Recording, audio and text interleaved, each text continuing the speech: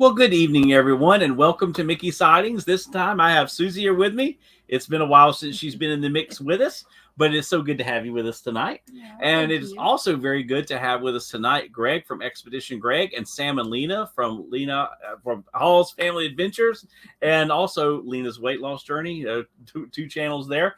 And we're going to have a Disney discussion tonight. So it's all going to be about Disney. See what kind of debates we can get into.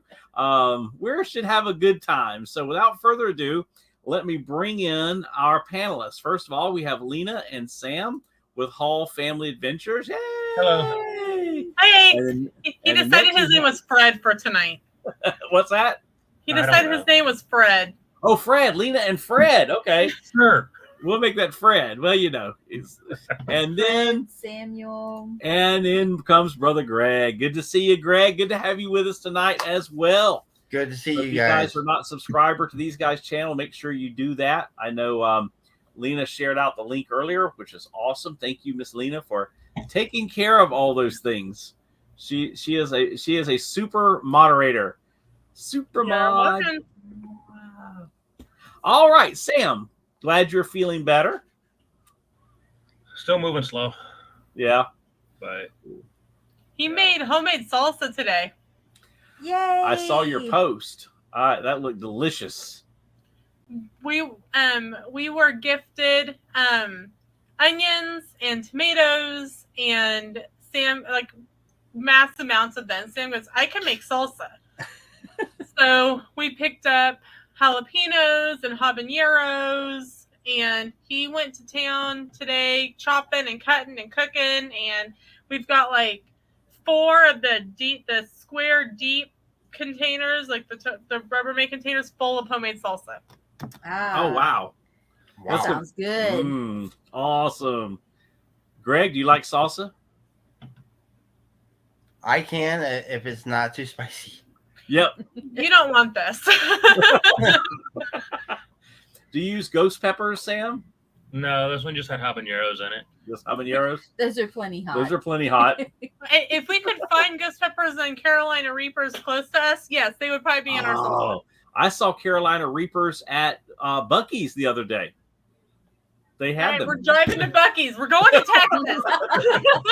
We had them because I had never heard of a Carolina Reaper, and honestly, until we did the Behind the Seeds tour at Epcot several years ago, and they have them there.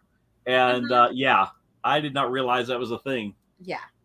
No, that's too hot. I want to welcome everyone into the chat tonight. Looks like we have Pamela in with us tonight. Good to see you, Miss Pamela. She is counting down the hours now for tomorrow with the release of The Little Mermaid. And Pamela says, same Greg, I don't like salsa either. Rose, if it's too spicy. I love salsa, but it can't be too spicy. Yeah, that's a fact. All right. Well, I've got a list of things to discuss tonight. We talked about this the other night on the Disney trivia stream about doing a panel discussion. And you guys said that you were fair game. So we're going to have a discussion. I don't even know where you guys stand on some of these things. So it'll be cool to get your take on it. And be free. Hey, free to say whatever you like. We're not. We know Sean will. We're not here to sprinkle pixie dust. We love Disney, and we only want Disney to be at its best. Yes. And so I think we can all agree on that. And so Totally agree. Just to kind of give you, here's the list I kind of came up with off the top of my head. Of course, we got to talk a little bit about the whole Reedy Creek, Central Florida Tourism Oversight District thing. The Galactic Star Cruiser, Disney Plus content removal, the VI pass holder days. So a little bit of positive there. The Little Mermaid live action, got to do that since we're on the eve of it. The Hulu Comcast debacle, the Lake Nona project, and summer discounts that they have announced. So those are some things that I thought we could talk about tonight. We may get through all of them. We may not. We'll see how it goes. So what would you guys like to tackle first? You tell us. You tell us. You started off. Well, my list has Reedy Creek at the number one, simply because that's like the biggest, most impactful, although we used to believe that, I think news out there because of the state of things. Pamela says, I'll weigh in on the Little Mermaid live action. Okay, I'll tell you what. Let's go ahead and talk about the Little Mermaid live action because I know that's something. Okay. Boys. Yeah, we're on the eve of it, so we might as well start that off. Exactly, we're on the eve of it. Frankie with This Nerd, Frankie, she has seen it. She saw a premiere of it, and she really, really liked it. And so I saw her. The post that she made yesterday was that if you are not going because of some of the rumors about what is or isn't in it, don't believe any of them. Just go see the movie. So, all right, The Little Mermaid live action. Where do you guys stand on this? Are you guys going to go see it? No. I'm going to go see it. I'm going to give it a watch. Okay, so Sam and Lena are a no. Greg is a yes. And Susie and Sean are a no. No. Now, I want to first of all, okay, and I believe I'm going to be open-minded. What's that? Give it a fair watch. Okay, I will watch it on. I'm sure I'll probably watch it when it comes on Disney Plus, just to say I've watched it. But I'm not going to pay to go watch it, I guess is what I'm going to say. No. I do want to say this. I feel like we have to say this because, I know we're not a big channel, but, haters still hate. This has nothing to do with the casting of it, so to speak. Although some of it is, but maybe not the way you think it is. But I don't feel that we have to do another live action. Agreed. Let's launch with that. What do you guys think about this? This, like, everything being turned into live action. It's killing my childhood. Yeah, mine too. That's true. That is true. Like, I am the generation that Beauty and the Beast and The Little Mermaid and Aladdin, those were my movies. Those are my movies. Like, I'm sure Halle Berry is going to be fantastic as Ariel, but she will never be the Little Mermaid for me. Yeah. Because that's not who the Little Mermaid has been for all of our lives. That's not who she is. That's not who Ariel is for us. Yeah. And I'm sorry, some of the CGI characters that are I hate CGI. they're creepy. They're like, is this the Little Mermaid Yeah. for kids, or is this the Little Mermaid, nightmare-inducing Halloween horror nights? Yes, That's what I I completely was agree. thinking. Yeah, Like- I made a comment, and I'll tell you what, you make a comment about Little Mermaid in anybody's chat or anything, you will plan to get eviscerated. Okay, I have been called more things as a result of comments I have made about the Little Mermaid, and I mean not bad comments. I mean but man, I'm telling you what, I have been called everything from a homophobic, xenophobic, you name it. I have been just crazy. So, and all I have said was just your sentiment. This isn't My Little Mermaid. This is not, even though Little Mermaid, I was well into adulthood when those came out, but still, well, no, not really. No. We were in college. I watched The It was Little 89. Mermaid over and over and over and over and over until my right. sister and I It was 89. memorized every single word, every single song, and it was during a summer. What's that, 89 though? When we visited my grandparents Yes, in the it was mountains. 89. Yeah. Okay, so I was a senior in high So- school. Okay, so I was a senior in high school. Yeah. So still, that's not really. Okay, that was not my. Now, I right. was one. Okay, right. See, you're like my nephew. My nephew, who's 13 years younger than me, that was his thing, was Little Mermaid there and that. I was a senior in high school. That really wasn't. I saw it. I don't think we went to the movie theater and saw it, but I saw it. So I don't really have this. It's not My Little Mermaid in that respect, but I have it that, hey, Kelsey, welcome in. I have it that it's just, I don't see the need for it. If they wanted to redo it, why did they make so many changes?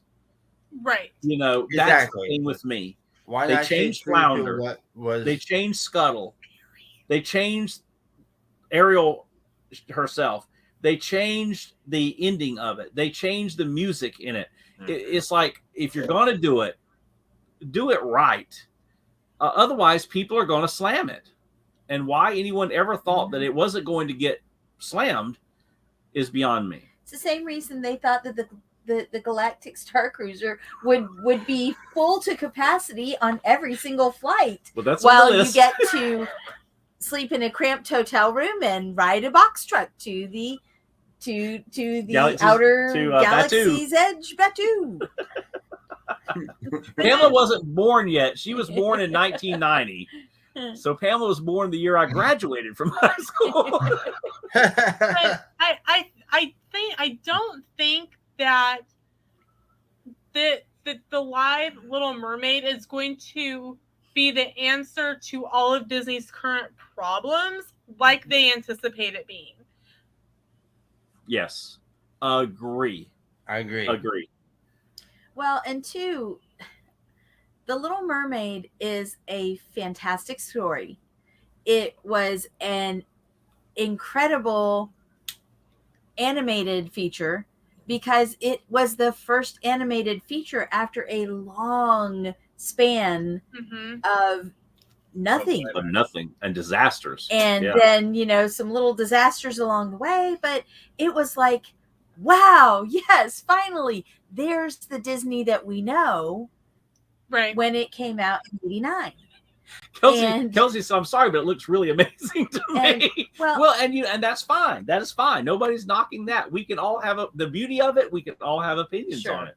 I just, it's Historically, my opinion is- Disney, historically, Disney has not done well with anything live action, and that goes back to when they did Newsies.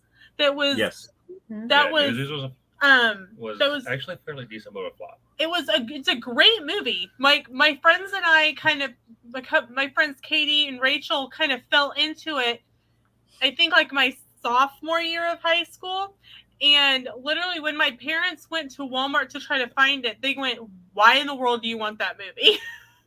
But it was actually filmed at Hollywood Studios in the Streets of America, and it was choreography and directed by Kenny Ortega, but it flopped. Yeah. Historically, the live action movies have not done well.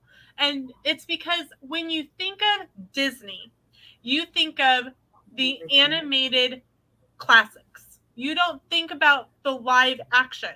You think about Cinderella. You think about The Little Mermaid. You think about Aladdin. You think about and you think about Beauty and the Beast. You don't think about the animated 101 Dalmatians with Glenn Close. You don't think about the new the live action Beauty and the Beast with Emma Watson. Yes. So it's just not what Disney's known for. Yeah. Walt Disney, his focus was on animation. Animation, animated films, and there were plenty of live action films when Walt Disney was alive and producing, but he chose to produce animated films. It's not to say that we shouldn't branch out and that they shouldn't do live actions, but do live actions of something else. There's just, you don't mess with people's childhood. Well, one of the things that Pamela had brought up, which is true, is that let's see if this comes up right, on Rotten Tomatoes, the score has been pretty decent. So far, the audience score is at 92%, but you can't really do an audience score yet because nobody has really actually seen it.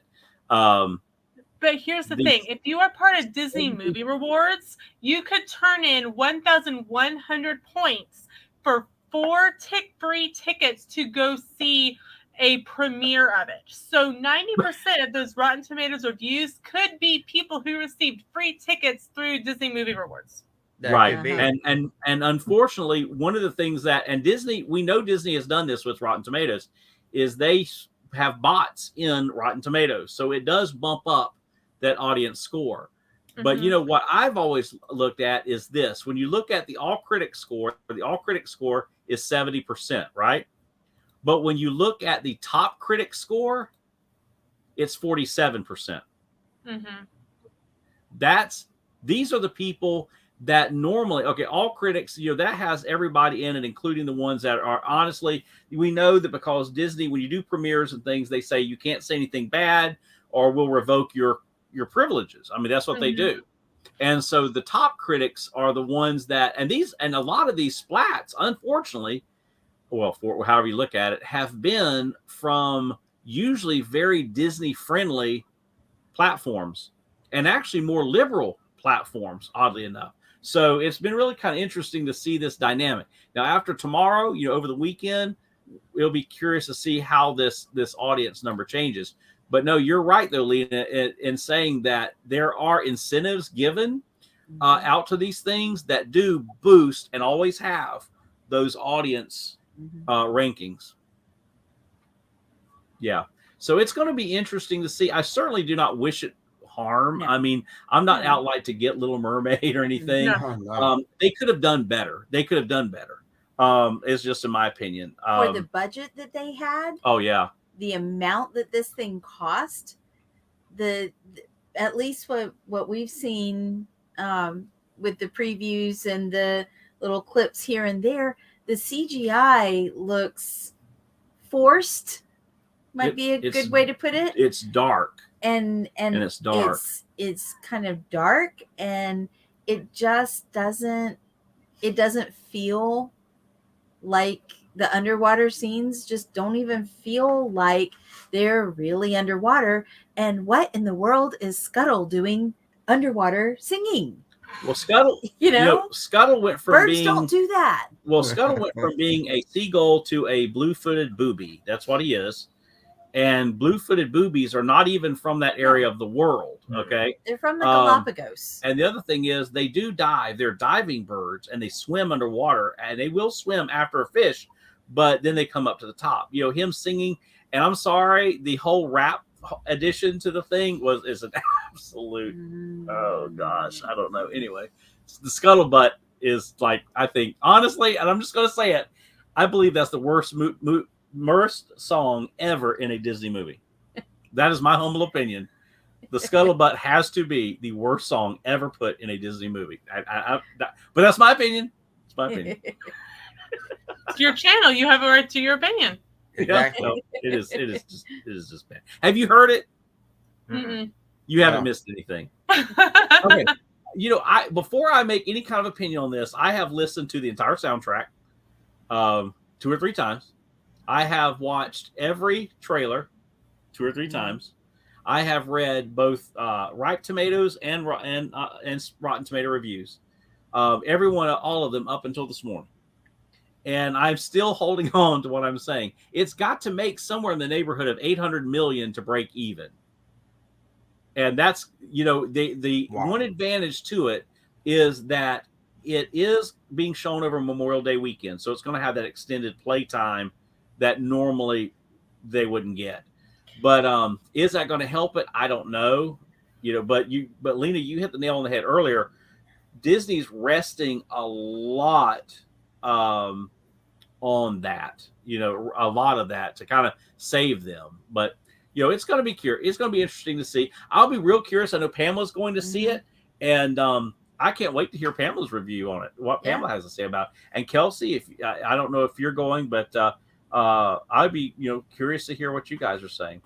And using River song quotes here, spoilers. None of us have seen it yet, Kelsey, because it's not released yet, and none of the 3 of us have those kind of perks to get invited to a premiere. So you're not going to hear any spoilers from us. No, the only thing I know about that movie is what everybody has seen.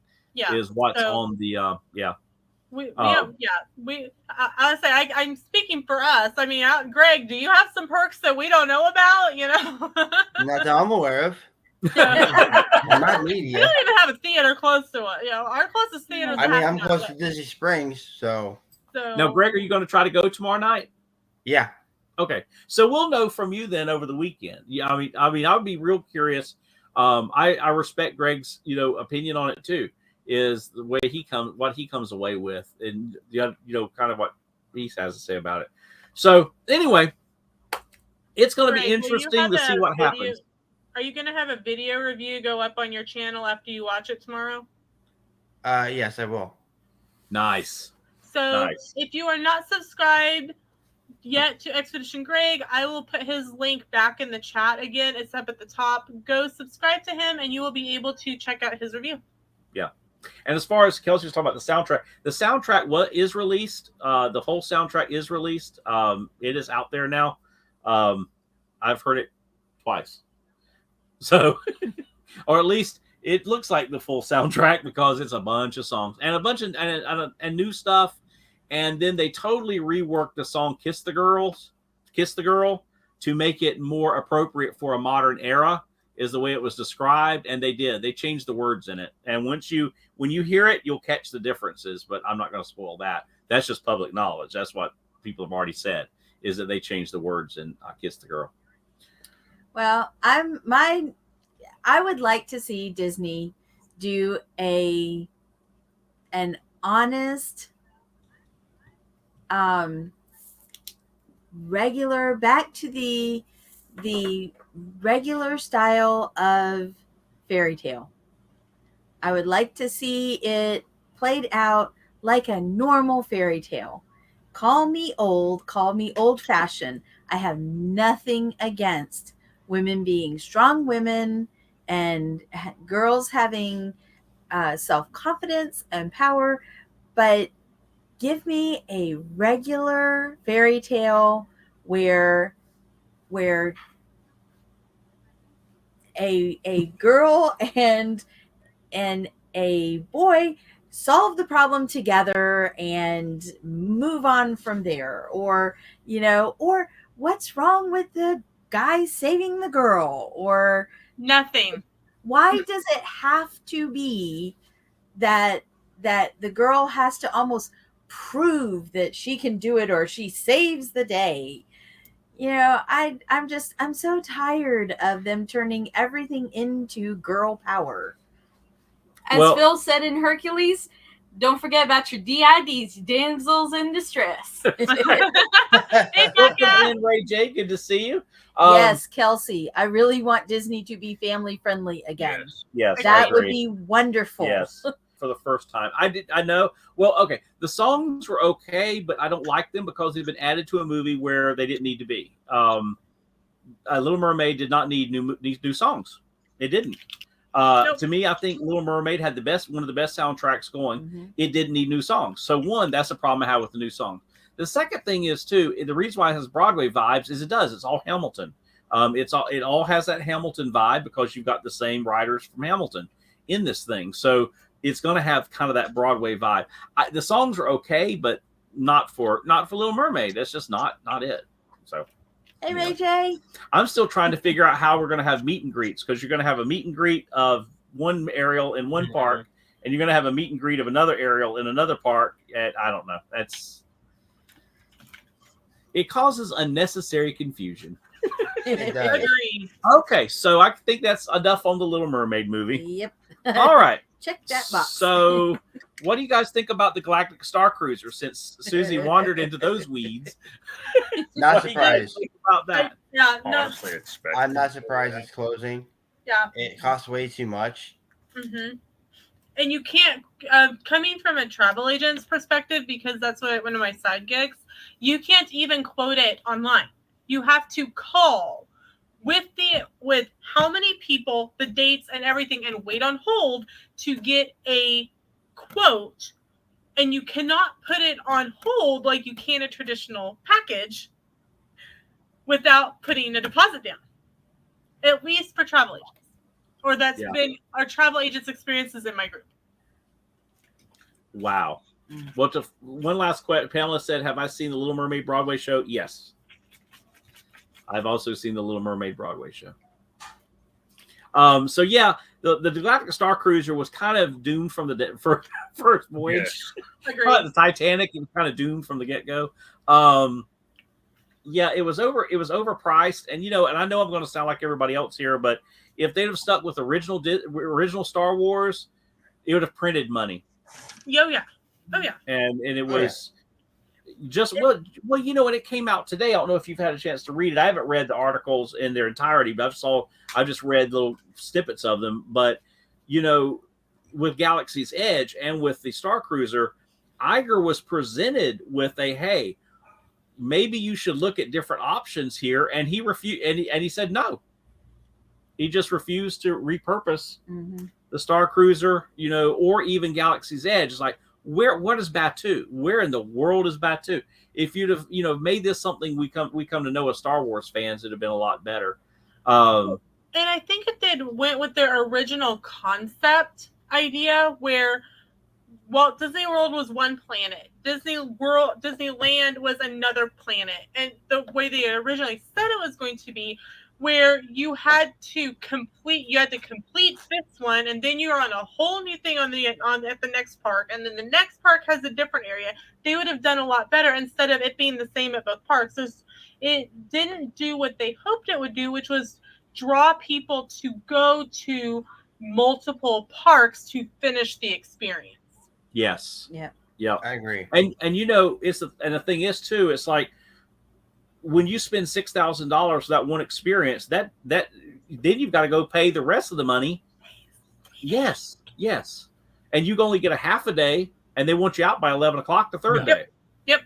You can't check in before 4. You have a full day, and then you have to be out by 11 the next day. It's like, this is hardly multi-day, guys. I mean, this is hardly. No. For $6,000, that's typically what Sam and I pay for 2 weeks at All Star Music. Yes. With a 10-day ticket and memory maker. And they wanted these people to go to the other parks after staying at the Star Cruise. Like, they've already dropped $6,000. Yeah. Now they've got to drop that much more. Yeah. Or maybe half that to go to another park or two. Yeah, it was like, so you're looking at a $15,000 vacation here. No, but it actually put us on a Star Destroyer. That would have been one thing. But Yes.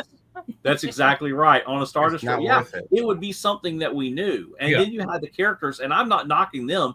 From everything I have seen, everything I've heard, they did a phenomenal job with what they were given.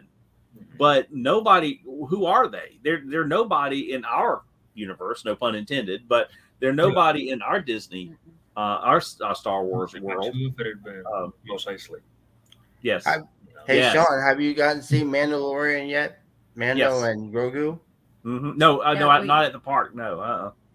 And Baby see, that Yoda. was another thing. They had actually suggested maybe they tilt a little bit more toward Mandalorian for the Galactic Star Cruiser, evidently the first of this year, and actually presented that to Iger, and he was like, nope. So now they're What are they celebrating. going to do with the building? Well, okay, this is the deal. Give it to space. Now that they're writing it off, he's now going, oh, well, it didn't work. It wasn't real, but it did give us an idea to experiment with a new thing, a new format. So but the good news is we're going to get this huge tax write-off. So that's what he did, when he made the announcement the other day. Well, once you do that, I mean, I'm not an IRS agent by any stretch of the imagination, but my understanding is once you take a loss on something, you cannot repurpose it for anything like that ever again. It has to either be, well, for instance, like they took a loss on the contraptions for the at Epcot. Hello. Harmonious? The reason why there are pictures of them dismantling that is they have to send those pictures to the IRS as part of the package to get that tax break. So they're going to have to do the same thing with the Galactic Star Cruiser. Mhm. So it can be a hotel. It can maybe be a restaurant, maybe like exclusively a restaurant, but I'm not even sure about that. See, now, I don't know if you know this, but when the Tower of Terror ride was originally started to be constructed, it was actually supposed to be two things. It was supposed to be a ride in the front Yes. and a resort in the back. Correct. Mhm. Correct. With that 1920s theming. I think if they had done that would have went over amazingly. Or like when they had talked about putting that when you came off of the ride and they were going to put that speakeasy in there where the photo area had been, but people started complaining because they didn't want people didn't want their kids walking past a bar. Yeah. I'm like, do you not take your kids to Epcot? Yes. Yeah. Like, really? Exactly. Them walking 30 seconds past the bar is going to affect the rest of their lives. Do you not go to Chili's or Applebee's Right. or Buffalo Wild Wings? Anywhere. Or let's continue to list any of the restaurants that serve alcohol? Yep. Yeah, and so I'm thinking they're going to have to either destroy it or turn it into something completely different. But how far away is the Star Cruiser from, say, studios to where you could repurpose it into a restaurant Once to go you with get that Hollywood Studios? I'm sorry, our internet dropped on my end. That's okay. Okay, there we go. Okay, we're back. So you said something about them potentially repurposing it into a restaurant. How far exactly is the hotel from studios that they could use it as a restaurant? Well, one, there's no parking for a Yeah, restaurant. there's no parking. There's no parking for a restaurant. You would go out, through the the cast member parking area of Hollywood Studios to get there to the Star Cruiser. Now, you guys have seen the Star Cruiser, right? You've seen the building? Yeah, I've seen it. I've seen When it you go, under construction. So, and I'm not even sure they could even do that, even make it into a restaurant. But I'm 90% positive they can't make it into a hotel or anything remotely resembling a hotel once they get that tax break. So, storage. I don't think so. Yeah, storage. That'll be interesting I would not to be see what they're going to surprised. do with it. I wouldn't be surprised they don't just tear it down. Mm-hmm. They're going to take the They loss. can tear it down and make an expansion. Yep. Yep. Yep. Tear it down. Yeah, and that's right. I mean, and they could make an expansion out of Batu. So they can loosen up the timeline now at Batu now since the Star Cruiser is closing. That's true. Yeah. That's like true. you do at Disneyland. Yeah, that's very true. Yeah, it's going to be real interesting to see. But instead of coming out and saying we blundered like everybody told us it was going to, or at least they gave it a shot. As a learning experience of a new model that now we can better serve our customers. Whatever. Okay. Kind of what they did with it. And it was Shapek's idea. And I'm just going to say this. I don't know what upper management is doing at Disney, but it's like, how many focus groups and specialized groups and marketing groups did things like the Star Cruiser and the Little Mermaid and the all of that had to have gone through multiple levels, and everybody said, yeah, that sounds good, or enough people said, this is gonna work, this is gonna be great. Who did they talk to? Yeah, I don't know. Who did they think? They didn't talk to us. No, didn't. they didn't talk to. We all called it from the beginning. They didn't talk to the regular Disney folks. What were you going to say? No, All right. So anyway, so it's going to be interesting to see what they do with that space now that they have taken the tax write-off. Well, I think that bridges us well into two topics, and that's Reedy Creek. Well, what was formerly known as Reedy Creek, which is now the Central Florida Tourism Oversight District. Is wow, that's going to be. This is a deal. This is a huge deal. The media is really kind of downplaying it because nobody really kind of understands what's happening here. It's kind of become this Disney versus DeSantis versus Disney. And he just said he was running for president. That's not the case. Yeah, it's all he just said he's running for president. It's all political stunt. Yeah. Well, the thing is looking at it, is understanding these special districts that are here in Florida. And it is obvious to me that the Burbank boys do not understand special districts in Florida. They don't get it. And Iger only knows what they say, what they tell him. And so when you come into Florida with these special districts, because when Iger made the dumbest statement, he made the dumbest statement at the quarterly quarterly report this last time, the earnings report. First of all, well, he made three of them, but one of them was when he said that there are over 2,000 special districts in the state of Florida. That is correct. But what is not correct are none of them are like Reedy Creek was. Not a single one. Reedy Creek is its own animal. It was built, it was designed in 1967 to be its own entity based upon what Walt Disney, not the company, the person, had proposed that would be Epcot. So that plan was built on that Epcot was going to be built. That was going to be a community. Like and a lived-in community. Operating community. Right. So in order to build that community, they established a special district. In establishing that special district, Reedy Creek took from the state of Florida $1 billion, that's with a B, $1 billion worth of bonds. And that $1 billion was to build infrastructure to support Epcot. The community. The community. Of Epcot. That was the plan. Well, then they needed that special districting. So they got it. Legislator gave it to them because special districts are not given by companies. They're given by governments. So the state of Florida gave Reedy Creek the permission to do just that. The problem is in Walt's original plan, there was to be a theme park in that community, and it was Magic Kingdom. It was going to be up in the northwest part of that original development area. Well, what happened was when Walt died and all of that didn't come to fruition, nobody said, hey, look, we're not going to build this community anymore. We're just going to develop Walt Disney World. Those bonds were then, they still had that money, but they were not using it for the purpose that it was given. So they've let it ride. And Disney has been able to control everything. And Disney took ownership, if you will, of Reedy Creek, which is against the law. You cannot do that. That is a violation of antitrust laws, not only federally, but state. Is that Disney did not own Reedy Creek. Reedy Creek did not own Disney.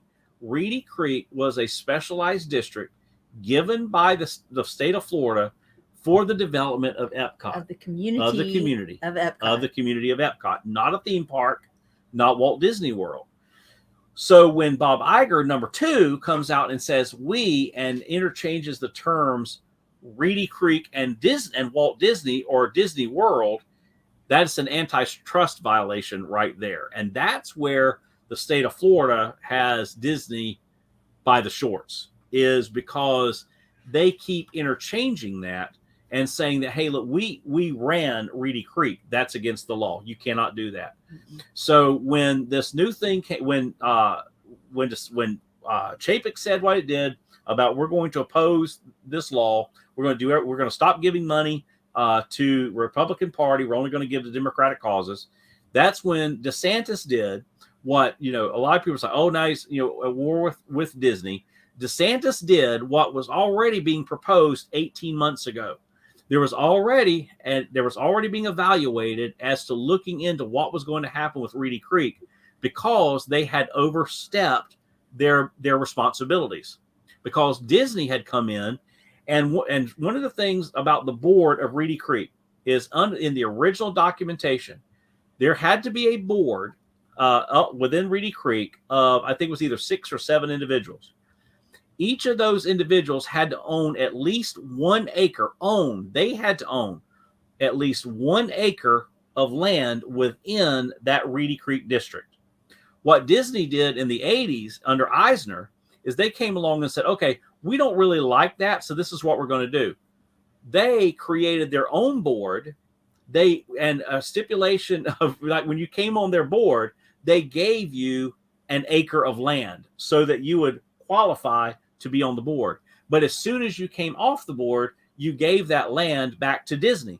Well, the land doesn't belong to Disney anyway. It is a special district of the state of Florida.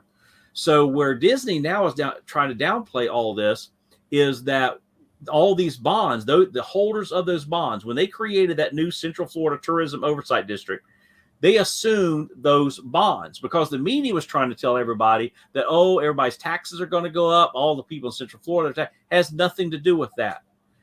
If anybody was going to have to pay those bonds, it was going to be the Walt Disney Company. Mm-hmm. Well, the problem is this.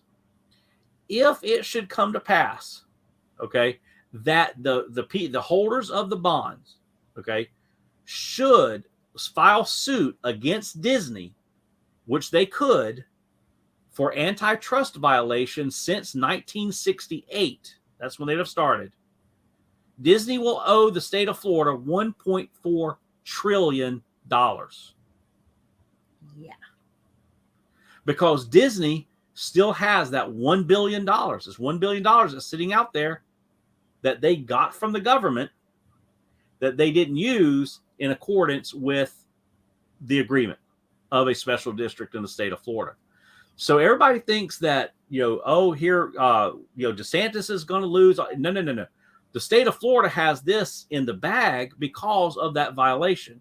The other thing that Disney did is when they came in at the last minute back in February and had that special meeting, they didn't give proper notification they gave some notification to Reedy Creek, the Reedy Creek area, but within Reedy Creek, there is the Bay Lake area. And they gave no notification to those living in Bay Lake. I read that they did, and it was in the newspaper. No, they didn't. There was no notification that they had given them proper notice. They said they did, but they didn't. What the court documents have shown is that there was because you have to give enough notice. You can't just put it in the newspaper and say, oh, this is what we're going to do. You have to actually detail out what the meeting is going to be about, and they didn't. They didn't. They completely violated it. See, that's different than around here because all you have to do, at least around here, is put it in the paper at least 1 week ahead of time, and then you're fine. Right, well, and that's where the Burbank lawyers that's right. didn't understand the detail in which they had to go to. Nope, that's not how it is here in Florida. In Florida, you have to not only do you have to give a notice, and each meeting has a different notice length. Like one may be a week, one may be 2 weeks, one may be 3 weeks. But you actually in that notice, you have to describe what it is that is being decided. You can't just say there's going to be a public meeting held for Bay Lake, y'all come to it. You can't do that in the state of Florida. So that's that whole issue. Well, so Disney comes along and says, well, we're going to sue the state of Florida. We're going to sue the state of Florida, sue DeSantis because of breaching our freedom of speech. And that's a federal case. The only problem is that federal case hangs on the state case. The state case has to go through first. And if Disney loses the state case, which that's where it is right now, it doesn't look like, I mean, they broke the law. It's obvious. They've been breaking the law since 1968. That if they lose that state case, there is no federal case. Because to say that they have a federal case, to say that Disney affected the state of Florida affected their right to speech, says that they are the same as Reedy Creek, which is an antitrust violation. Because they are not. Reedy Creek is not Disney, and Disney is not Reedy Creek. And that's what Disney's been letting people think, is that they owned Reedy Creek, and they do not. But then the third thing that Iger did that was ludicrous is that he compared the villages here in Florida to Walt Disney World. One, they're two completely different special districts. They don't even have the same legislative structure. But the second thing is the villages committed antitrust fraud and ended up having to pay $100 and something million to the state of Florida. So to use a group that already committed antitrust fraud as your example of a group that's kind of like us, pretty bad idea. It just shows that they don't have a clue what's going on in Burbank as to what's going on in Florida. And so that's where that is. There's a guy that Sean's been watching through all of this, that he was a lawyer for special districts specifically in Florida, and was one of three. Yeah. 1, 2, 3. Yeah. That did that kind of law. Yeah, here in Central Florida.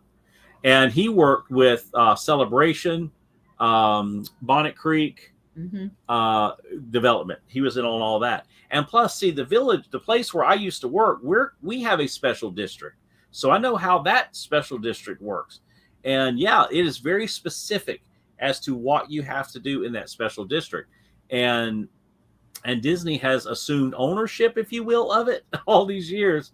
And yeah, you can't do that. You can't do that. And it actually says right there in the paper, in the original paperwork, that Disney cannot, no public business, no private business can have any operational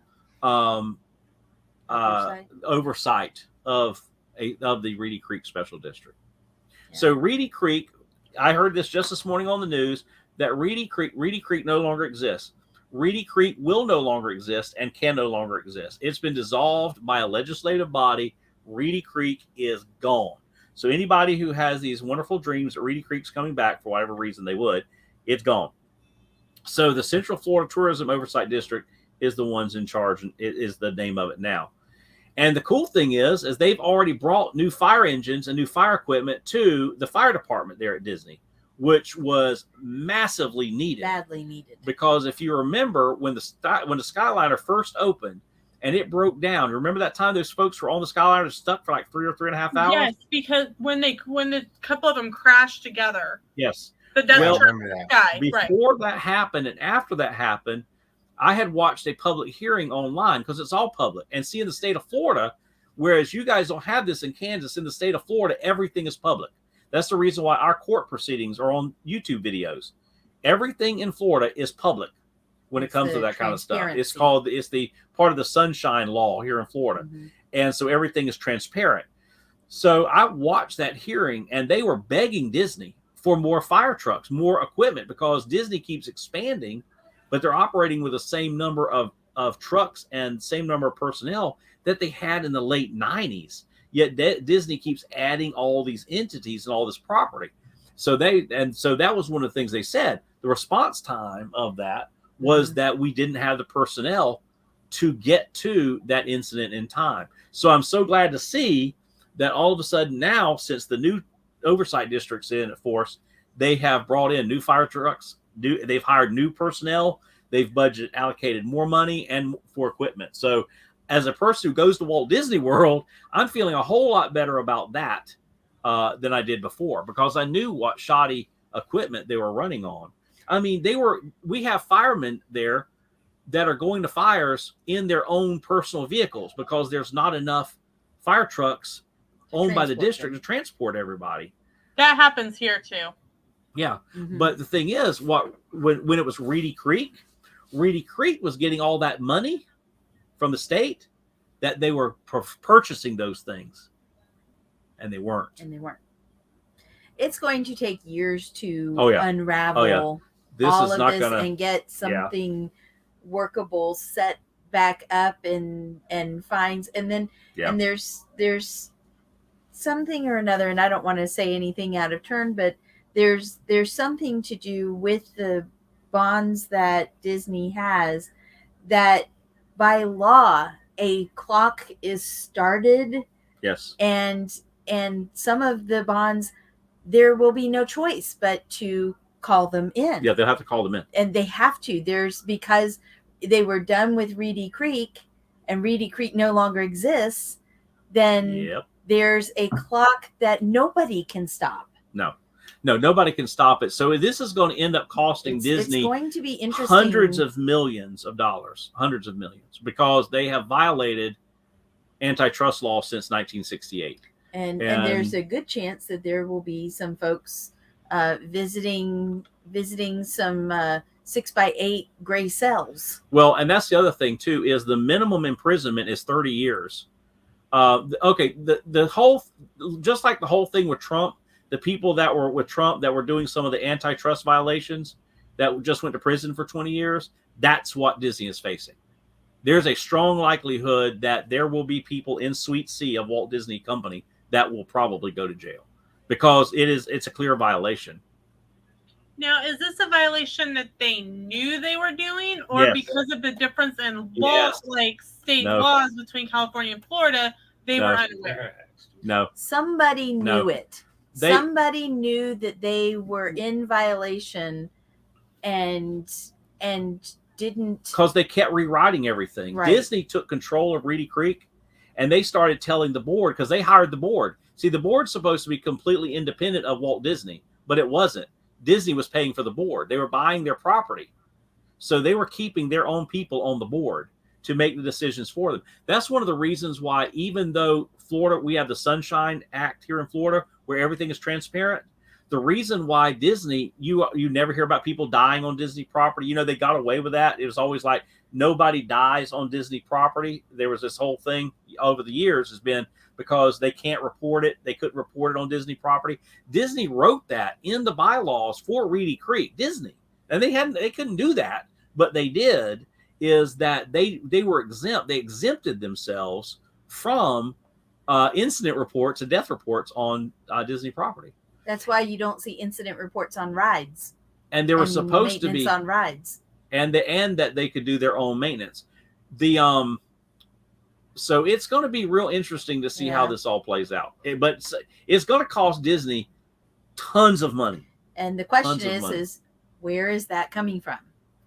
Where is that money going to appear from for Disney? Because not only that, but this 1 acre that they would buy the Reedy Creek board, it was 1 acre with a trailer. It's a mobile home. Like a trailer. There are 7 mobile homes trailer on it. There are 7 That's mobile the homes community that sit in the cul-de-sac. In the Reedy Creek.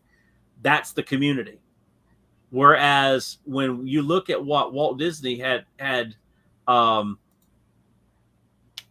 proposed for Epcot, there would have been thousands of homes. Yeah. I mean, you think about the People Mover, and there's that place right before you get to Space Mountain where you go by, and it's the big tableau of, it's got churches and monorails and a city center and things going. That was what Epcot was supposed to be. That's what the Reedy Creek district was designed for. Epcot as that, not Epcot as a theme park. Okay, let me show you guys. You see this? Right. This is the original plan. This is actually the original property plan presented by Walt Disney. Up in the upper left-hand corner, you see that brown area up there? That is Magic Kingdom. The Reedy Creek District comes all the way down here to I-4.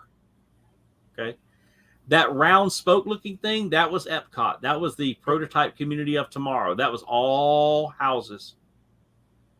Houses, There was churches, an airport down here at the bottom. Places of business. There were places of business. There was parking. There was actually a mobile home park. There were swamp tours over here of the neighboring swamp. There was this hub here in the middle was for technological research and advancements in technology. That was all what that $1 billion of bonds was to pay for. And it didn't. And how much of that do you see now on Disney property? Nothing. Exactly. Nothing. So that's the problem. All those bonds. So they will call the bond. They will call the bond. So Disney has probably been on the phone with the bond companies, trying to figure out some way to keep them from calling in the bonds, because they should. And if they do, with the fines since 1968, it's something like $1.4, $1.7 trillion. I'm just gonna say I'm glad that we didn't move to Florida and I start working for Disney. Just saying. That was our plan before 2020 hit. Uh-huh. Yeah. Well, and it's just like the Lake Nona project. The Lake Nona project, they're trying to send that Disney has, affected Florida. Disney stuck it to DeSantis because of the Lake Nona project. There's an interesting thing about the Lake Nona project that until you do some homework, you miss. Lake Nona was an $800 million project. Okay. It was going to have all these Imagineers. You remember all these creatives coming over from California, which most of them didn't want to come over anyway. I mean, you remember that was a big debacle for a long time. So they were going to build this $800 million facility up in the Nona Creek area. Now, the Nona Creek area has the Veterans Hospital. There's a Nemore Children's Hospital complex there. There's a huge outdoor shopping complex. There is multi-million dollars there. So it's not like this is barren wasteland, okay? There's already millions of dollars worth of infrastructure at Lake Nona. So Lake Nona was not sitting here going, oh, please send us money. Please send us money. They don't need it. Lake Nona is an up-and-coming area in Central Florida anyway. But the curious thing is this. They try to stick it and say that this is Disney's gotcha against DeSantis. This is funny. I pulled this up. This is hilarious. It is an $800 million project, but whenever you come in to build, there are always tax incentives. And Florida is very business friendly and has been very business friendly to Walt Disney Company. Okay. Any idea how much of the $800 million is going to be paid by me and Greg and Susie as taxpayers of the state of Florida for Lake Nona? All of it? 3/4. Disney was only going to pay out of their pocket $260 million of that $800 million. It's always how it Yet goes. the media, everybody says, "Oh no, this is they're sticking it to DeSantis." We as Floridians were giving them the right to come to Lake Nona. They were not coming to Lake Nona as a favor to Florida. Mm-mm. So we're glad they're not coming. I'm glad they're not coming. They should stay in California. Yeah, they need to stay in. Well, they wanted to. They want to. They don't want stay in to. California. I mean, most of them didn't want to come. Yeah. And why would you want to uproot your family? It wasn't Iger's idea. This was Chapek's idea. Uh-huh. The thing about it though, it was it was on Chapek's watch, but we can't lose sight of the fact that all this time Iger was chairman of the board. Right. So for people to think that Iger was completely out of the mix here, I have worked with boards all my life, and I can tell you this: nothing goes by the chairman of the board without him knowing. So it doesn't matter whose brainchild it was or whose dream it was. It all goes by that chairman first. Yeah. And so for him to say, "Oh, this wasn't me," or "This wasn't what I wanted to do," and all this kind of stuff. Then why didn't you veto it? Then why didn't you say no when it was originally passed across your desk? Right. Like when I worked at the chamber and I had to get the executive board to sign off on things. Hold on just a second. Okay. Sorry, checking on Sam. I had to get the president and vice president's signature on 90% of paperwork that went out, or before I even sent an email to all of the chamber members, I had to send that email like, here's what I'm going to send to the mass. Does this look okay? Did I remember everything in it? Yada, yada, yada. Then they would go through with like a different color and go, hey, you need to add this in, or hey, maybe word it this way, or hey, do this. Nothing went by him. Nothing happened that didn't go by him. That he, if he didn't like it or said or thought it wasn't right or said, oh no, this doesn't make sense, it was on him to make those changes. It was on him to make that call at that point. Yes. To say, you know, I don't think our Imagineers are really going to want to uproot their families and go literally across the country. That's right. To then have to buy a new house in a market where housing isn't the best. No. Have to and very expensive. Rent a house where you can't hardly find a place to rent there either.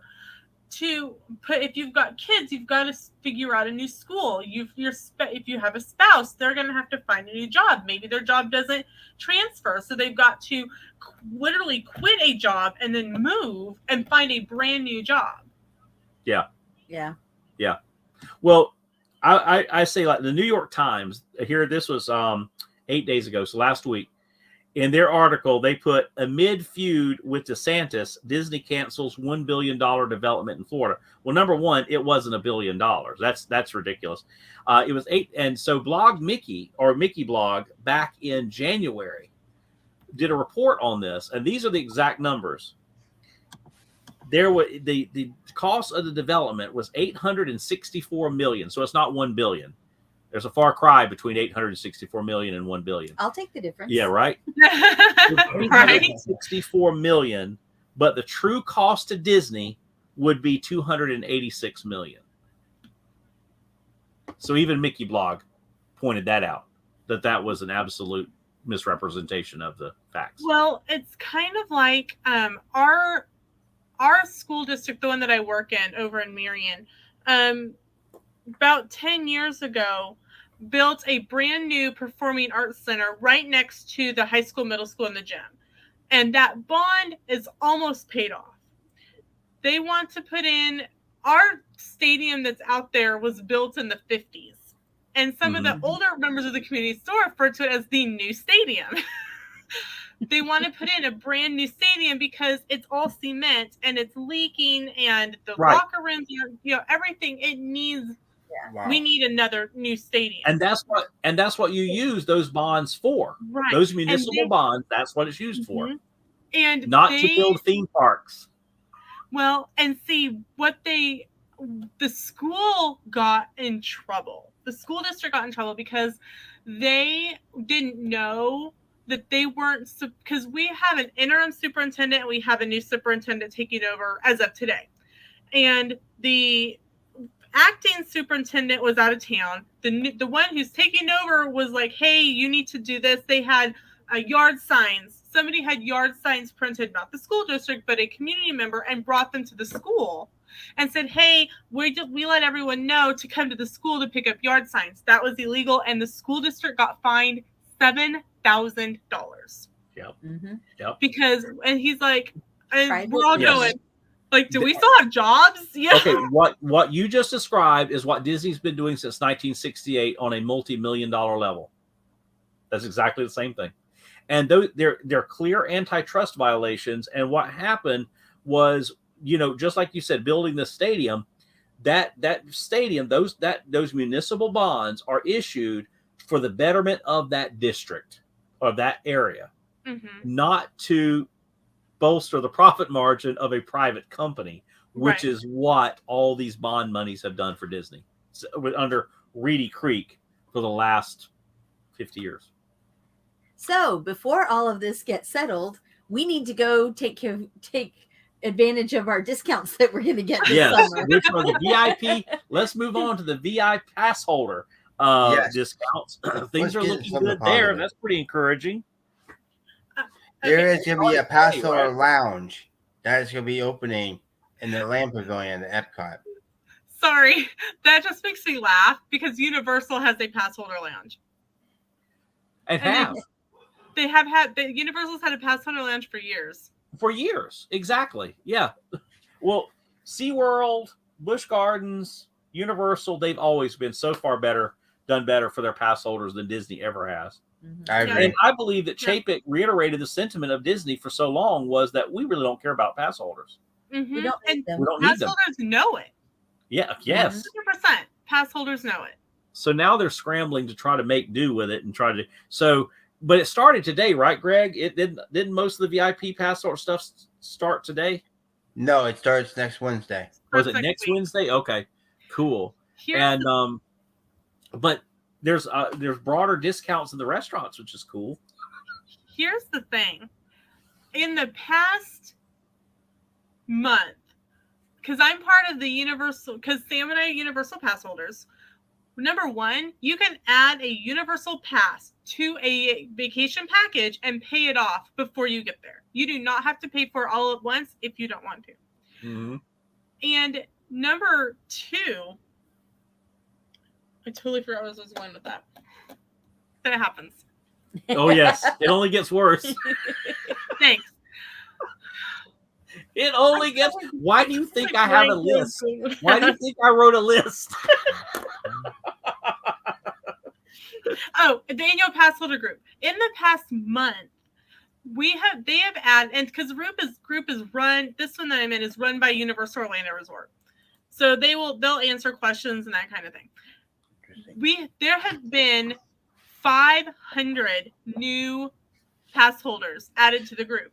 Wow. 90% of them said that they did not renew their Disney annual pass, and opted for a Universal pass because they felt like Universal was better to their pass holders, and that the parks are cleaner than the Disney parks. And I have to agree with that. When we were there, isn't that a shame? We were there for us Disney lovers. Isn't that a shame to hear that? Horrible. But like randomly, was it New Year's Eve or the day before New Year's Eve or something? That's whatever. Crazy. Something around New Year's Eve. We were just sitting on, and number one, they had benches that you can sit down on. Yeah, imagine that. Benches? I know, it's a concept. But they started putting up a tent in front of the pass holder lounge because the pass holder lounge used to be in studios. They closed it to move the tribute store to that area on Hollywood Boulevard. And the new pass holder lounge should be opening sometime this year over in Islands of Adventure. But they were putting up one of those 10 by 10 canopy pop-up tents, and we go, oh, what's going on over here? They're like, oh, it's great. It's a pop-up for our pass holders, and we're giving out free churros. Oh. I was like, free churros? Awesome. Right? Like, you have to be a pass holder. And I'm like, oh, I'm a pass holder. I'm a pass holder. I'm a pass holder. I will get my free churro. And they literally wanted each person's pass, and you can't just go, oh yeah, I'm a pass holder. You had this show and they scanned your pass. So I don't know if they had put a coupon on there or if they were just scanning it for accountability purposes. Wow. So but they're like, yeah, we're randomly doing stuff between now and in the next couple of days, and I think we got the refillable park cups that you can get for like the Coke Freestyle machines. They had a buy one day get one day free on those on the refills, and you could use your annual pass holder discount. It was great. That's cool. Well, I'm hoping that maybe some of this is Disney's attempt to maybe treat pass holders a little bit better, because they're losing, like you said, they're losing pass holders. Mm-hmm. And I like watching the Dis Unplugged, and Pete Werner, who's been Disney, he built his entire career around Disney. He said it this past Tuesday, and I thought it was the best. He said, I don't want to go to the parks anymore. He says, trying to plan a day to go to the parks, you're talking about Lightning Lane, all this kind of stuff. He says, and if you've lost me, somebody who has built their career around you, and you've lost me, he said, you haven't seen hard times yet. He was speaking out into camera to Josh tomorrow. He said, if you think it's bad now, you haven't seen anything yet.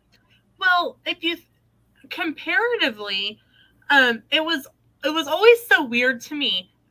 When the first year we went to Universal, which was 2018, there was no advanced dining reservations to make, no fast passes to make. At that point, we still had fast pass. It was literally you walked in the gate, and then Universal never did park reservations after reopening for COVID. No, they didn't. Universal worked, and you get in their lightning lane free at the 4 o'clock as a pass holder. With the Premier Pass, or if you're staying at Royal Pacific, Hard Rock, or Portofino Bay, you get Express Pass included with your hotel for check. Which makes sense.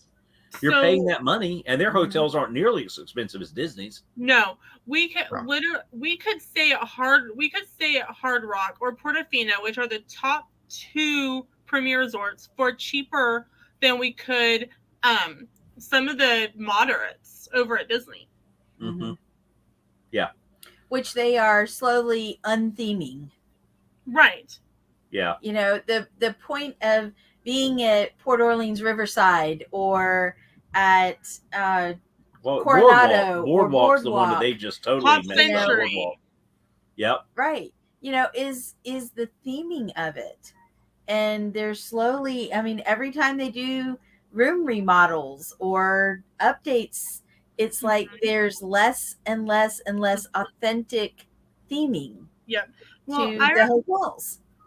I remember our very first trip to Disney in 2014. We stayed one night on property, and the rest of the time we were off property. But we were in All-Star Movies, and all of the theming, you know, the duvets and the artwork. And then we stayed one night, the night between Expo to the 5K in January, and we were at sports. And the room we had was unrefurbished. Sam and I were like ecstatic that it was an unrefurbished room.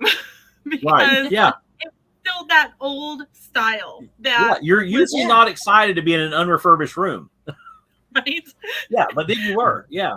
Wow. You're like, this is what the Disney magic used to be. And the sad thing is that it's not even 10 years ago. 2014. I'll tell you what, you want to see an eye opener as a travel agent?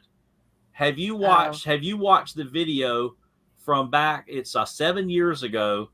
Disney had done the it was the guy to DVC. All the Mary Poppins. It was a DVC Vacation Club video. They did a spoof on all the Mary Poppins music, and it's all about what you can get from the resorts and the, you know, all these days.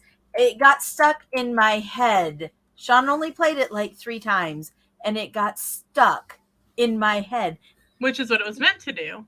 Which is what it was meant to do. And it was all these fun and wonderful things, and it was all, you know, kind of Broadway and very fun and magical, and it was just absolutely marketing genius.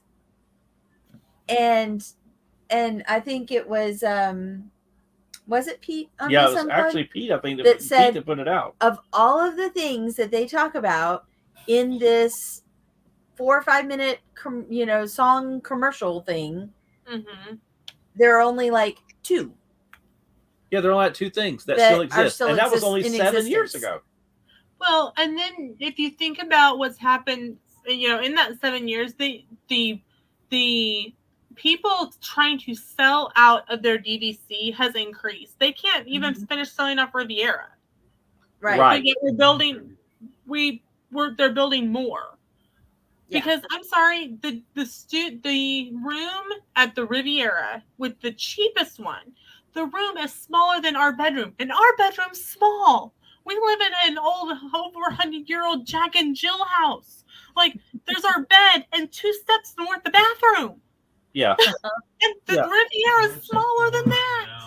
I said 4 steps right now. Sorry, like 4 steps right now. For me. For 4 Sam. steps. Okay.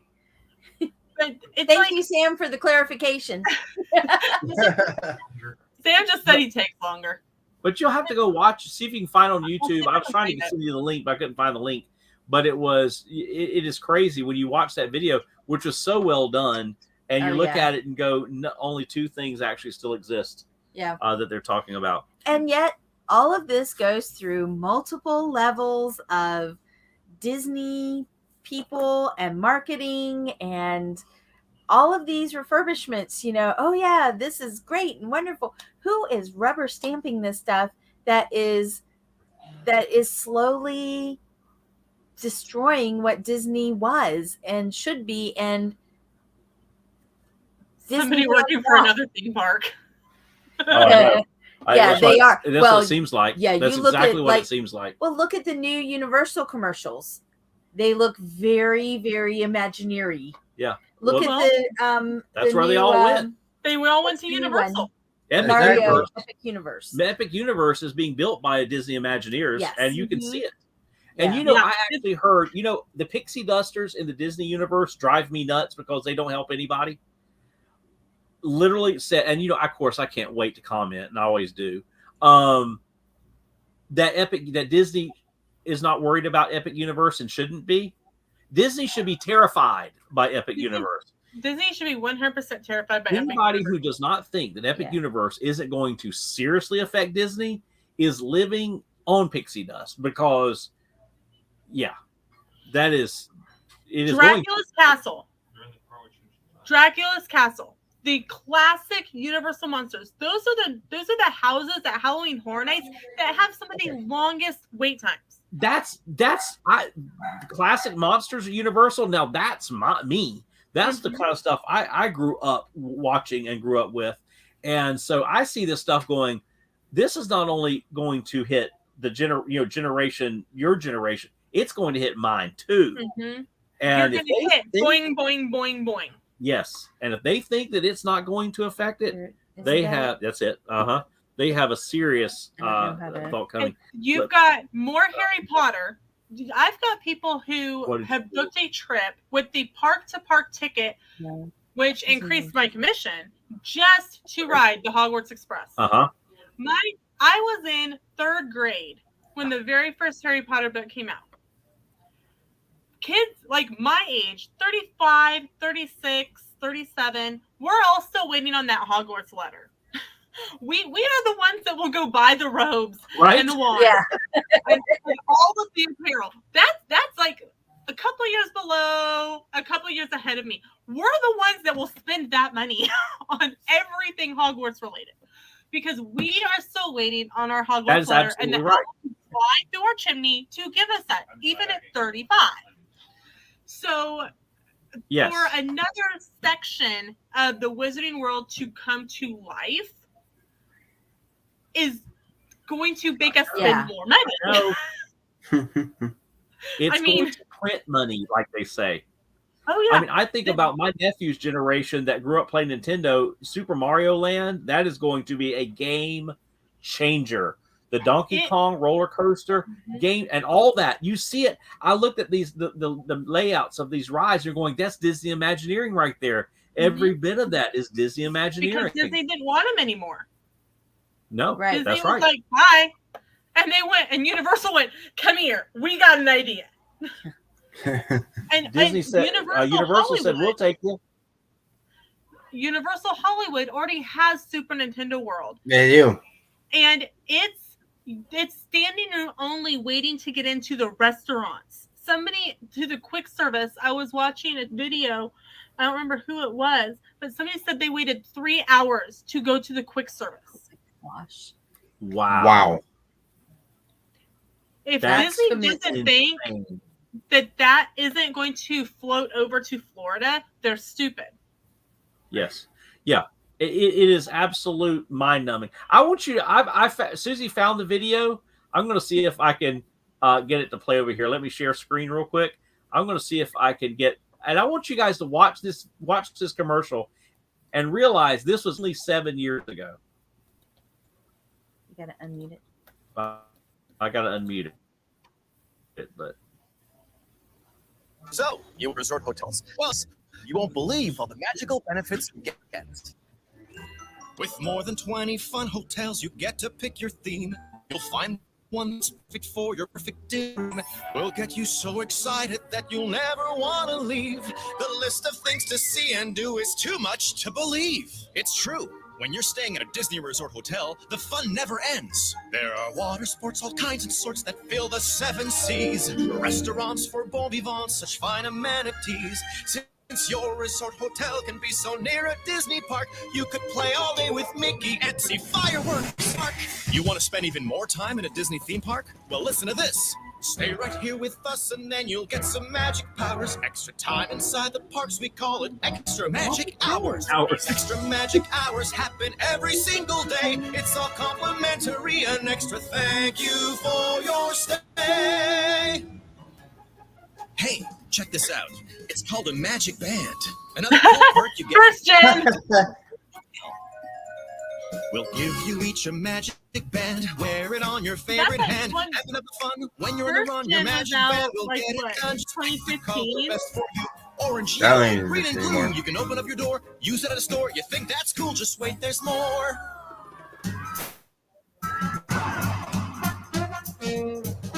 That's right. Fast Pass. You can even use your magic band at our Fast Pass Plus locations. What's Fast Pass Plus, you ask? Come on, I'll show you. You've got so much to do. You need the perfect perk for you. To cut down on your weight, make a Fast Pass date. We'll help you get through. It makes your stay a treat. Reserve that meet and greet. I'll be back in a minute. Come on, get it now. Make your trip a wow, it's sweet. And you know what else is sweet? As a guest of a Disney Resort hotel, you get first access to Fast Pass Plus service up to 60 full days before you check in. Onto that. Okay. Flying into Orlando Airport, then you get to experience Disney's magical express service. We can pick you up with Well, our that's bye. airport bus. Bye-bye. Drop your bags and you at your doorstep. That don't Plus, exist with the anymore. Drive off your mind, Nope. leave your worries behind. Transportation, it's on us. Even after you get here, take a monorail or a boat or a bus. There's no fee, no charge, there's no mess, no fuss. With the drive off your mind, leave your worries behind. Transportation, it's on us. So we're all set. We hope you'll be joining us soon at a beautiful Walt Disney World Resort Hotel. Zippity-doo-dah, come down and play. We've got magic every night, every day. Plenty of fun times heading your way. Yes, you're gonna love this. Nothing beats a Disney Resort Hotel. It's a wonderful stay.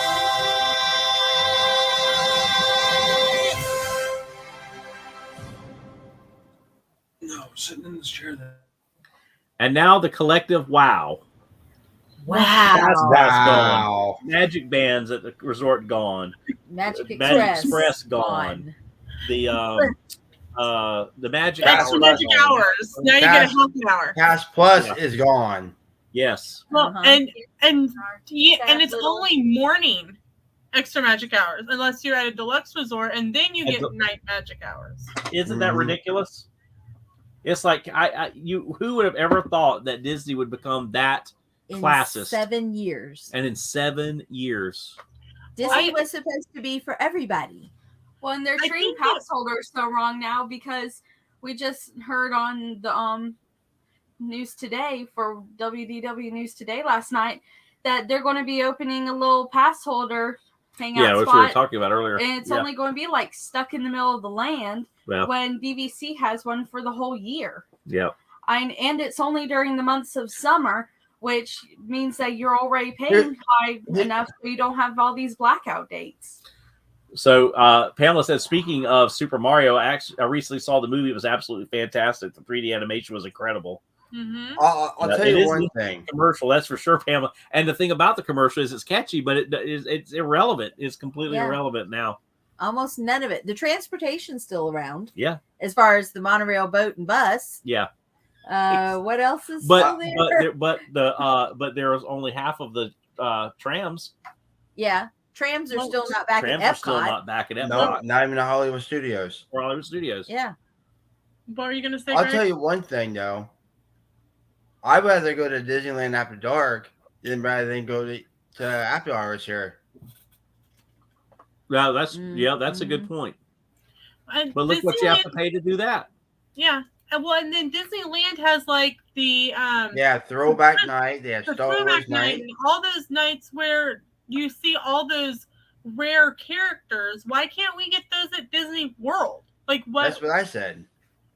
I know. Hey, Why- y'all why remember can't- when why can't Disney we was have open Sesame 24 Street hours? After Well, hours? just Yes. last week. Just last week, it would have been BBC what, has 7 Moonlight years ago Magic. they stopped doing that. Just this last week would have Well- been the 24-hour one. Yeah. Yes. And see, Sam and I didn't.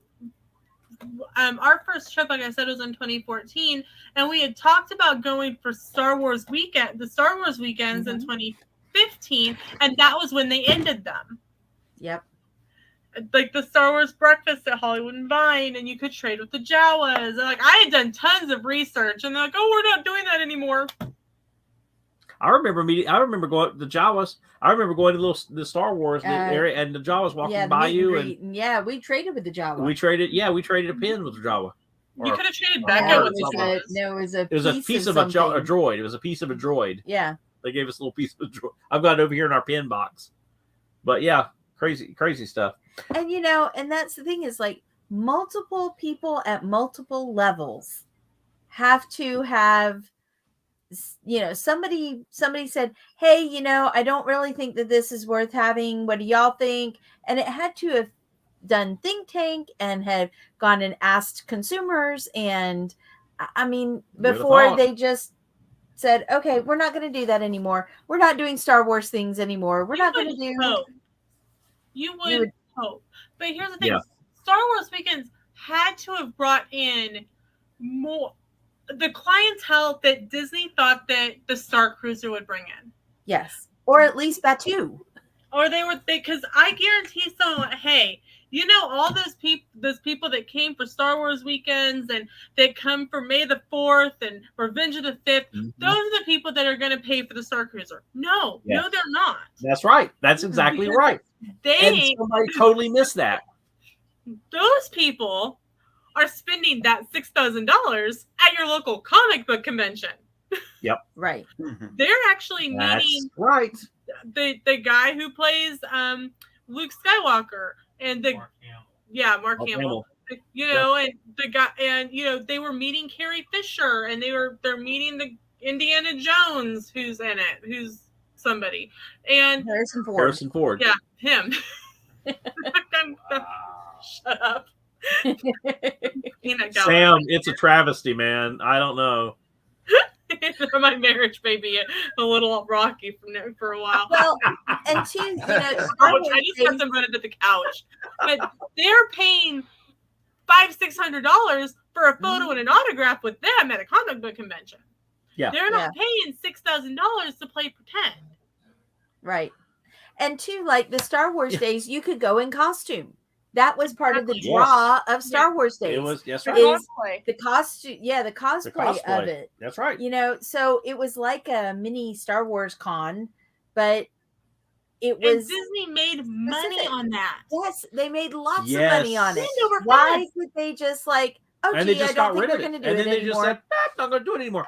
And that's the kind of stuff that it's just driven me crazy. Well. But it's just like with Disney Plus. Okay, let's kind of bridge into Disney Plus content. Is that the ratings for Mandalorian season 3 were not great.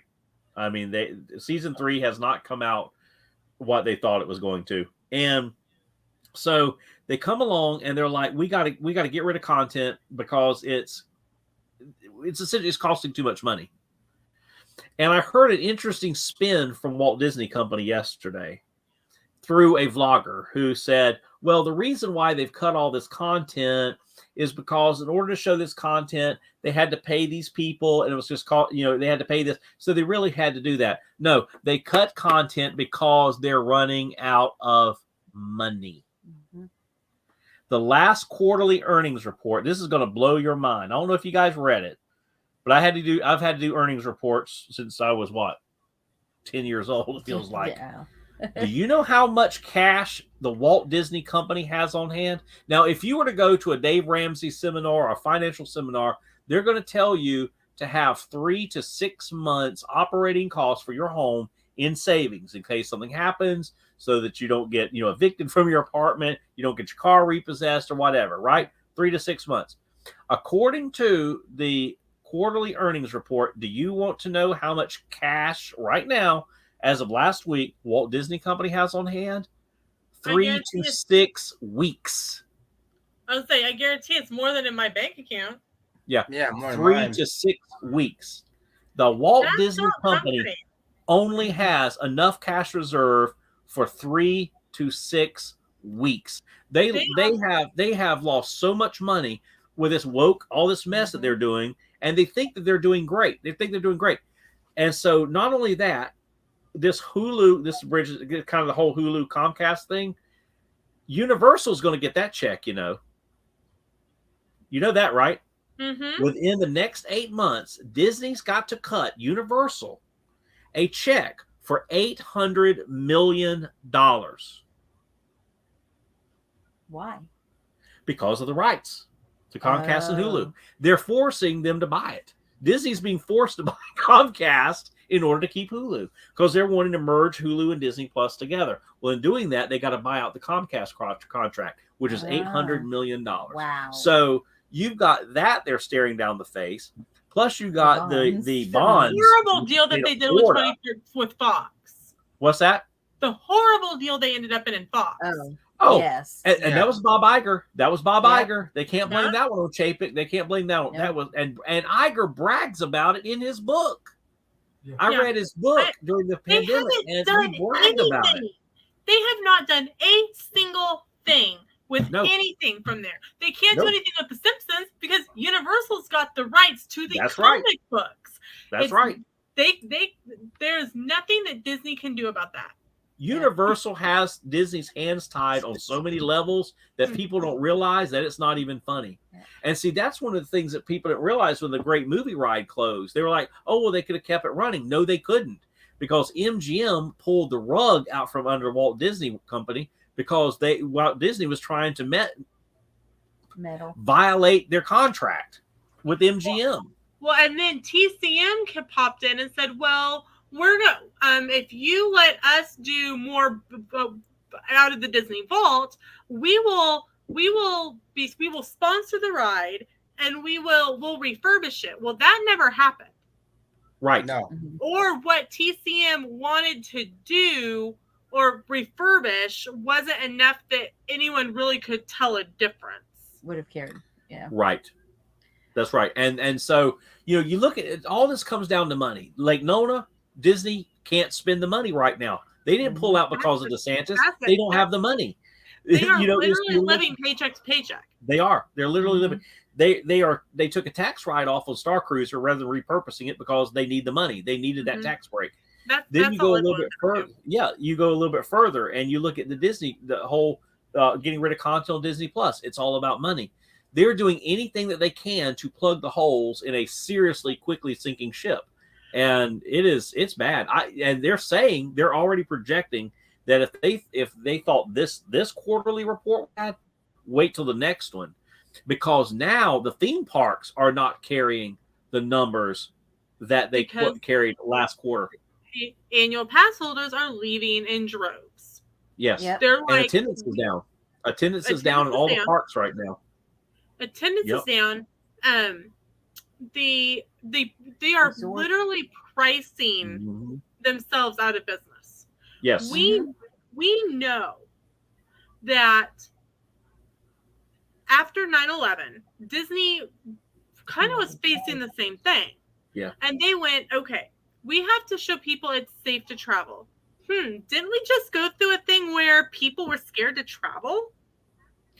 And they dropped the prices of all the resorts. Like a deluxe resort is what we're paying now for a value. We know Disney can do it. Yes, we do. They don't. We stayed at Pop Century. They don't want to. See, we stayed in the July after they opened. We stayed at Pop Century for less than we could stay off property, which had never been heard of as the reason why we stayed on property. And and then within 3 months, it was all back. You're exactly right, Lena. It's because they want to. They don't want you to be. They think people will pay because it's Disney. But they're not paying because And it's they're not Disney. paying. Exactly. Well, see, when it was probably, it was right before. It was the beginning of October of 2020 because I was subbing still. I hadn't been hired yet full time, and I got a text message from our agency owner John, and he said, "Hey, I've got an opportunity. I can send. I think it was 20 agents, something like 20 agents, I think, to Universal. It's a FAM. It's a familiarize yourself with the theme parks, with the resorts opportunity." It's no cost to you. All you have to do is pay for your food, if you buy any souvenirs, and your plane ticket to get there. And then however you're getting from the airport to the resort. I don't have my CLIA or IATA, which is, it's kind of the certification that once you make X amount in commission, you can get this card that says, yes, I'm entitled to X amount of discounts. Okay, gotcha. I choose to take the commission over the discounts. Mm-hmm. So I don't have one, even though I actually could have earned it already this year, and I earned it last year. But Universal doesn't require it. Do you want to go? And I'm like, and I told Sam, like, hey, we've got the money that we've been saving in the bank. Can we find a flight? I had $300 in flight credit from Delta. I was able to pay for an economy, upgrade with my points to Comfort Plus, and that was when you were still wearing a mask on the plane, every other seat. Mm-hmm. So I had elbow room. I look like a chicken. But Universal put us up in the Hard Rock Hotel, which got you fast passes with a 3-day park-to-park ticket. And Disney never did anything like that to show. They never said, hey, we want the travel agents to come and report back on social media and say, look, things are safe to come travel. Here's the sanitization process. Here's this, here's that. Even the cruise lines were doing it when they reopened in 2021. Sam and I got to go on a free cruise. All we had to do was pay the port fees and taxes. It was like $300. They put us in that. Yeah. They put us in a balcony stateroom. I remember that. And so the cruise lines were trying to show it. SeaWorld did something as well, but they required a CLIA or IATA. It just depends on what the company wanted. But they did that for travel agents. Disney is the only one that didn't do anything for their travel agents to say, hey, we want you to be promoting on social media, in your vlogs, on your blogs, talking to your clients that it's safe to come to the theme parks. Mm-hmm. We know they've done it in the past, but here's the thing. They couldn't afford it. No, that's right. Yeah. But see, the cruise lines were in worse shape than Disney was. They were refunding people. They were giving onboard credit. Literally, there was people having thousands of dollars. People had so much in onboard credit from some of the cruises that had been canceled. They were able to, while on board, book a full another cruise from their onboard credit. Mm-hmm. Wow. Yeah. That's crazy. The cruise lines were selling off and having ships destroyed because they couldn't afford them. Right. That's right. Well, I go back to thinking about like the whole DeSantis Disney thing. Everybody wants to throw shade. If it wasn't for DeSantis, Disney would have been shut down in Florida, just like it was in California. Do you know that the Walt Disney World is the only thing that kept the Disney company from going under during the pandemic? Yep. And it was only because they were open, because DeSantis let them open. That's the thing that gets me. Oh, how quickly we forget. Mm-hmm. Yeah. Their company, they literally would have been on the selling block. The only thing that kept that company going, because the cruise line was shut down, the music industry, the movie industry was shut down, the studios were shut down, the theaters were shut down, Broadway was shut down. The only thing bringing in any money was Walt Disney World for that company, and Walt Disney World sustained that company all that time, and then this happened. Yeah, I know at that point, because I was part of my Christmas gift in 2019. You guys know I became an annual pass holder. That's right. So they gave a refund, because you guys probably got it too, for the dates that they were closed for the pandemic. Yes. Oh, we did. Yes. Yeah. Yep. Yeah. Then you got an email at some that stated, "Okay, are you keeping your annual pass, or would you want to sell it back to Disney?" I sold it back to Disney. I literally, even though I used it for 2 weeks, I got the full amount of my annual pass back. I literally my ticket was free. I turned around and bought an annual pass to Universal. So Disney paid for my annual I pass. remember you doing that. Mhm. It was Well, but people who think that this stuff is not because of money, they're delusional, because Disney is out of money. They have just enough cash on hand to support 3 to 6 weeks. It's not looking any better this next quarter. And here they release a movie, The Little Mermaid, which is not going to be the saving grace that they want it to be. Even if it makes money, it will make money. I have no doubt in my mind it's going to make money. If anything, people go just out of curiosity. Yeah. But it will make money. But it's not going to be any long-standing legacy. It's not going to be what they're thinking it's going to be. It's not going to be a new movie for a new generation. They'll be lucky. Yeah. So it's going to do something, but they're hanging their hat on that. The other question that came up earlier from, I think it was Pamela, was about Elemental. What are our views on the new upcoming movie Elemental from Pixar? Have you seen anything about that? Okay. So that comes out next month. Yeah, that's coming out next month, although they're doing no PR much for it because they're throwing everything at The Little Mermaid. They're hanging everything on that. Well, that's similar to, what was it? When The Lion King came out, it was a B movie. They didn't promote it much because something else was coming out of Pocahontas was coming out. Yep. Pocahontas was the A movie. Lion King was the B movie. Mm-hmm. I think The Lion King ended up being more popular than Pocahontas. Yeah. Because The Lion King, Aladdin, and Little Mermaid, I think, were the 3 highest grossing during that Renaissance era movies. Yeah. We need. I think Disney forgets. Yes, we watch movies for entertainment. Yes, we watch movies for family time. But it's similar to reading a book. And Susie, you'll understand this. You read a book to lose yourself from the situation you're currently in. Right. Are you feeling depressed about something? You said this just yes. Mm-hmm. That's exactly what she said last night.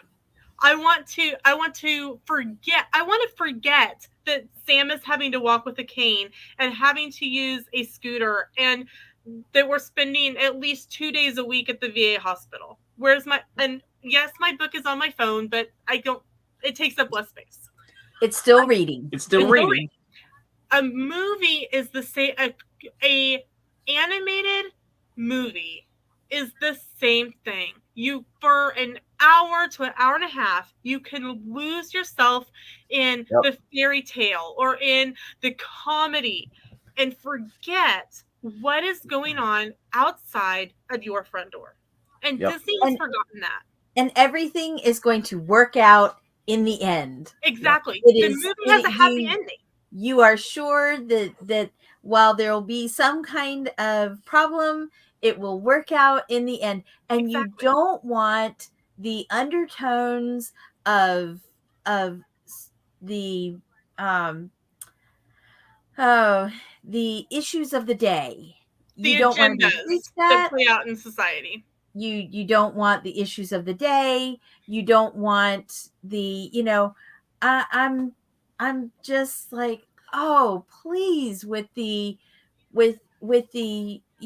oppressed people, or with the, you can't go there, or, you can't be together, or you can't this, or, all the social issues of today, leave them out of my hour and a half of imagination, please. Well, the virtue signaling is ridiculous, and that's what's happened here. And see, that's one of the issues. That is one of the biggest issues I have with Little Mermaid is the virtue signaling, because when you look at the posters, this is all about, we're going to be diversity. We're going to add diversity into our movies. Yet when you look at the poster that's being sent to China for Little Mermaid, you cannot they did with China just like they did with Star Wars with the Star Finn. Wars with Finn, and the same thing they did with Black Panther. They do not like black people in China. They do not respect black people. They do not put them on their movies. So they hide that fact. Like Finn in the Star Wars poster, instead of Finn being big, he was down a little picture down at the bottom. In Black Panther, they hid his face behind the mask. They didn't even show that he was actually a black man. And what they've done in Little Mermaid is they've turned her blue. She looks completely blue. You cannot tell that she's black. Now, listen to me. If you're all about being relevant and you're all about inclusion and all that, then why not celebrate regardless of the market? It has nothing to do with that. It is about making money. That is all it is. And it's virtue signaling. They're telling us that we have to like this movie because there's a black woman in it, yet they change her color for the Chinese market. Mm-hmm. That just blows me away. That's one of the main reasons I won't watch this movie. Because of that. And it has absolutely nothing to do with race. No.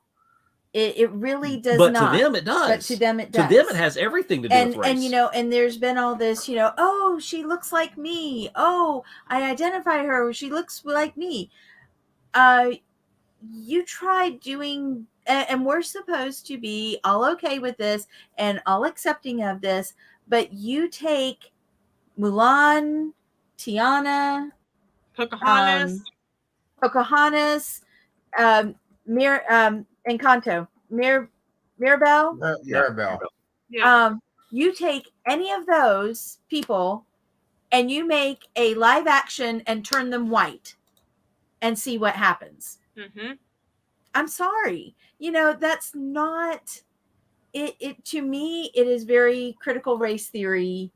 It is critical race theory. And I'm supposed to be okay with it, and I'm supposed to like it. And, and I have absolutely nothing against Halle Bailey. Nope. I don't have anything against different races. God created them. Mm-hmm. Here's the poster. But there's the Chinese poster. Yeah. Yeah. You cannot tell you can't see her hair. You can't see anything to identify that she's black. And they do that for a reason, because they do not appreciate African Americans. They don't. And that's been a thing that the CCP, the Chinese Communist Party, has done for years. And and Disney panders to it. So when they come virtue signaling to me that I'm supposed to like everybody because I'm supposed to like everything, yet they do this. This is an example. This is the difference between the American poster and the Chinese poster. Do you see of a Black Panther? You see the one on the right? Oh wow, that was the American poster. The one on the left, that's the Chinese poster. Wow. They did it with him. They did it with Finn in Star Wars as well. This is the real issue that I have, is that don't be yelling to me. Okay, I'm going to show you another example. Here's a Star Wars poster. Okay, if you look at the poster for see the one on the left. The one on the left is the American poster. You see Finn right there prominently displayed. You look at the Chinese one. Look at him. You can't even see him. He's way down here in the bottom of the Death Star. You can't even see him. Yep. I see that. Yeah. That's what gets me. Is this? And is Pamela, that business. You're right. I mean, it's ridiculous for them to change the prominence or color of somebody's skin for a market. Well, when it's not, you either change it for one or you change it for none. China shouldn't do it. That's great. But Disney's worse. Disney knows China wants them to change it, so they do. It's like, no. If you're going to celebrate diversity, then you put your product out there and you let it ride. You let it ride. But don't, so. And Pamela, you're right. Let it be about Halle Bailey's performance. Yeah. Let it be about her singing. My question is, okay, why The Little Mermaid? Why take an established movie? Yeah. Why could you not have been creative and written a new adjacent Yeah. movie A new movie with her in it. with her in it, with a black mermaid, which would be fine. Or have her play one of Tiana. the sisters, or play Tiana. Have her play Tiana. Oh, she'd be beautiful. I think she'd be a beautiful Tiana. I mean, why? Why does it have to be a rewrite of something that's already established? Because it's virtue signaling. That's why they're going to tell you that. And the problem is, and if anybody has any problem about it, just like I've gotten in comments, I'm called a racist. I'm called racist. I'm called homophobic. I'm xenophobic. I've been called everything under the sun. When I make any comment about Little Mermaid. And let me tell you, I have friends who are black. My best friend's black. And my adopted cousin's black. Well, and they watched The Little Mermaid growing up, and they identified just as much with Ariel as I identified with Ariel as a white woman or a white girl. Daniel, my best friend, he's black. He preached my mama's funeral. It's not that. It's not like, oh, that heroine looks like me, so then that means I can be the heroine. No, that's the beauty of a book, and that's the beauty of a story. You put yourself, no matter who you are, in the character, even when the author sits there and tells you exactly what this character looks like.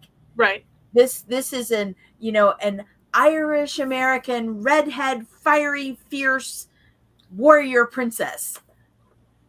I still identify with that as a not Irish, not redhead, not fiery. Well, most of the time, not fiery. Sam goes, that all sounds like you.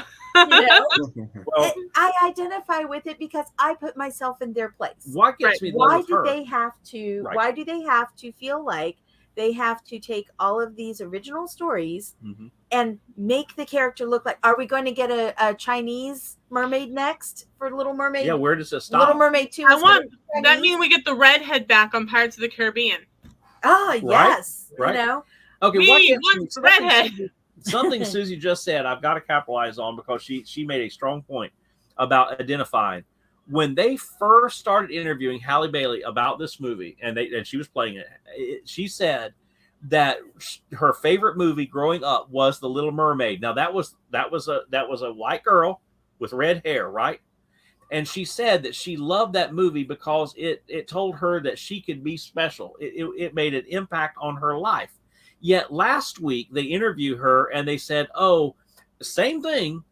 3-4 months later, now she says this being able to portray the Little Mermaid, this new Little Mermaid, my life would not have been complete had I not been a part of this Little Mermaid, or in essence, had I not seen this Little Mermaid. I'm like, well, which is it? Did the original one not impact you, or is this one the one impacting you? It's ridiculous, and it's all part of this marketing machine that's coming out of Disney that makes absolutely no sense.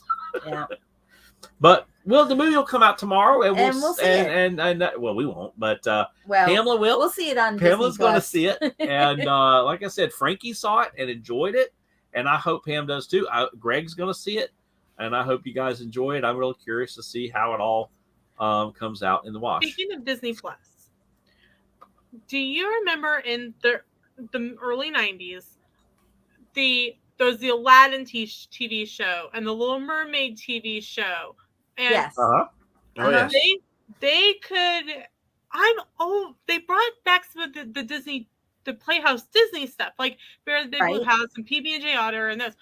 When do I get my Aladdin? When do I get my Little Mermaid show? Like, you can't find those on DVD. You can't find them anywhere. Like, literally, you start talking about them, and people look at you like, what? What are you talking about? It's kind of like the old laptop computer looking kids meals from KFC. They were like the size of your computer. Yes, right. Laptop. Yeah. And people are like, "What are you talking about?" I'm like, "I'm not crazy. They existed." And they're like, "Okay, let's find the mental asylum for her. Like, she's losing it." But it's like, you forget about some of those things that you came home after school, or you spent your summer afternoons watching in front of the TV. I'm certainly not against having movies with strong non-white leads, whether they're Black, Hispanic, Asian, you know, I'm not against that. And I don't have a problem watching those movies and identifying with that storyline any more than I can't imagine why somebody who is not white has such an issue and a problem with it's one thing if there weren't any movies where there were people that looked like them as the lead, but there are. Mm-hmm. Why the need to change basically all of them to be oh, now I can see myself as Cinderella, because wasn't there a live action several years ago where Yes, Beyonce, where Beyonce was Cinderella. Yeah. Now we have Little Mermaid, and okay, so where now is the Hispanic version and the Asian version? And where does this end? Where does it stop? Yeah. It doesn't.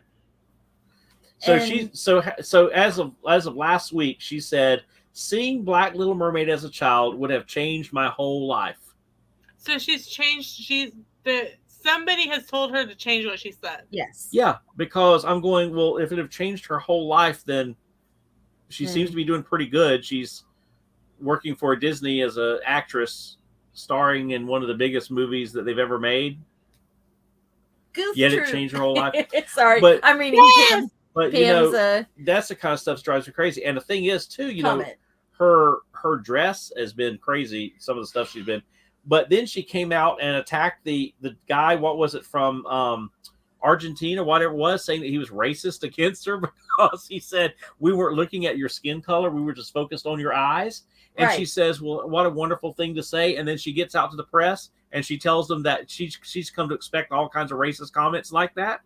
I mean, I'll be honest with you, she's not a nice person.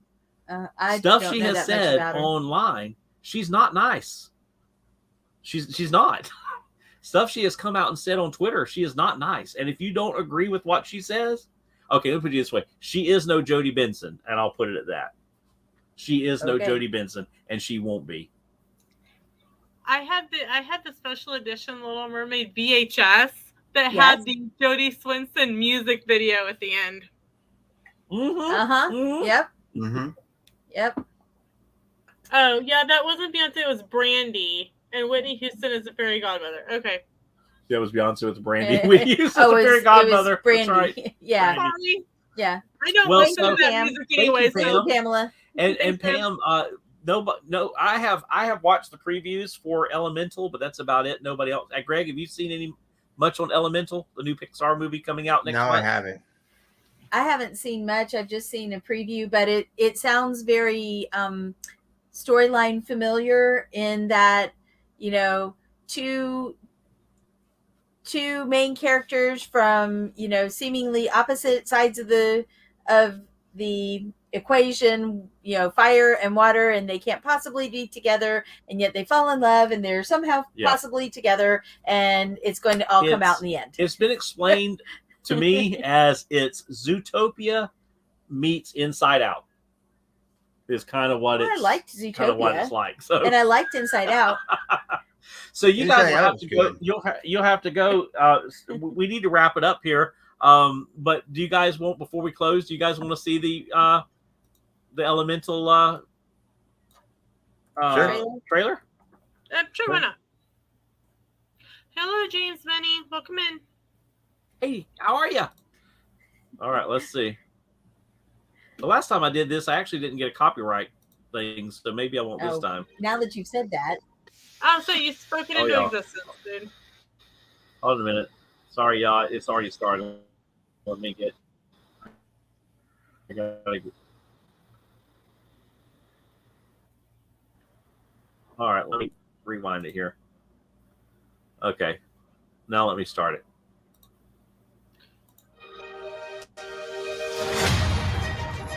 Meet the residents of Element City. Air usually has their head in the clouds. Oh, my new jacket. Earth can be a little It looks seedy. very much like Inside Out. Drowning. Water is always getting into something.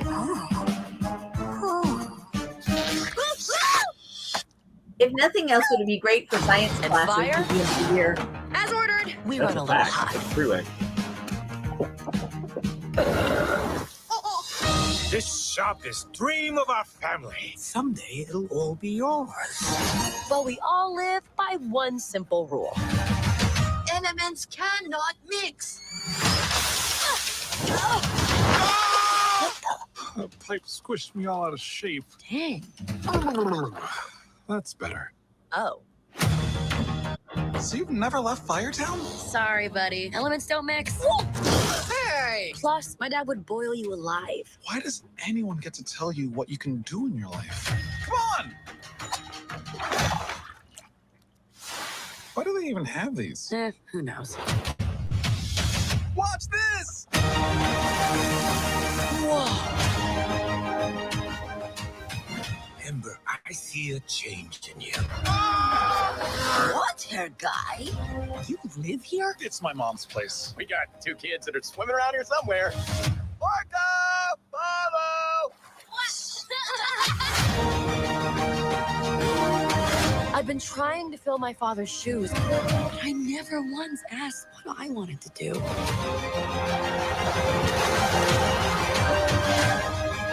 Try this! Dad, those are too hot. I love hot food.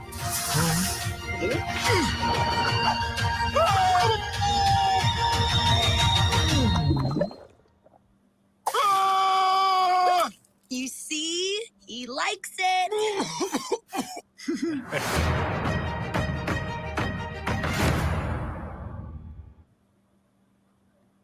Looks cute. Gee, why is everybody trying to tell me what to be and what to do? It sounds kind of like an age-old storyline, So it looks cute. but it looks cute. The colors are vibrant. I'm Yeah. gonna be curious. Inside Out. Inside A Out. lot. Yes, Mhm. the narration in it sounds like Inside Out. Yeah, it is very Inside Outy. Yeah. Okay, so we're gonna close, but I got to leave you with this question. All right, you ready for this? I'm gonna Sure. leave you with this question. I want you to ponder this question for all eternity. No, I want you to ponder this question. Yeah, exactly. Free your mind, Greg. Free your mind, Lena. Free your mind, Sam. Susie. I'm going to present one to you. Okay. Okay. All right, here we go. All right. Elemental is coming out next month. Okay, in just in time for Father's Day, right? Okay, so pretty much all the push has been behind Little Mermaid, which is from Walt Disney Studios, right? Mm-hmm. Elemental is from Pixar, right? Let me ask you this question: do you think Disney is considering selling off Pixar? Yes. Mm-hmm. I do. Oh wow, y'all Oh, didn't yeah. even think about that. One. Yep. Don't even have to. Don't even They have need to. money. I think there's been the controversy with John Lasseter. Yep. I think, and here's the deal. You know who will buy at Pixar? Universal. Universal. 100%. They've got the money. So Universal then- has the money to do it. Then you have played things like Monsters Inc., Monsters U, that are Pixar, not Disney. They're Disney Pixar, but they fall under Pixar.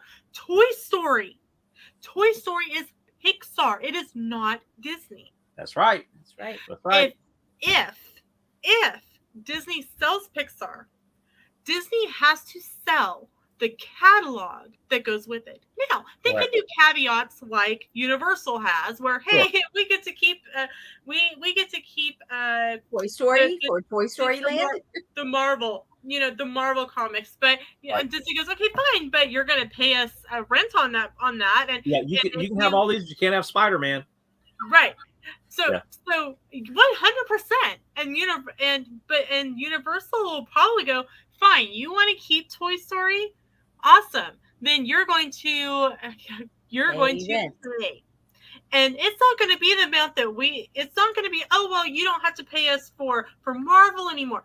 Great. Right. We'll deduct that amount and you'll still owe us money. Yep.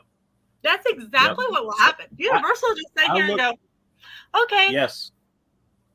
Well, Like, you know, what- Iger announced this, what, $17 billion he was going to spend in the, what, $17 billion? They don't have $17 billion to spend. They talked about that they're going to start working on a fifth theme park. With what money? With what money? With what money? You look at their spreadsheet from the last quarterly earnings report, there's no money. There is no money. So people getting all excited about that, they need not get excited. There is no money. And I look for them to sell off Pixar for money.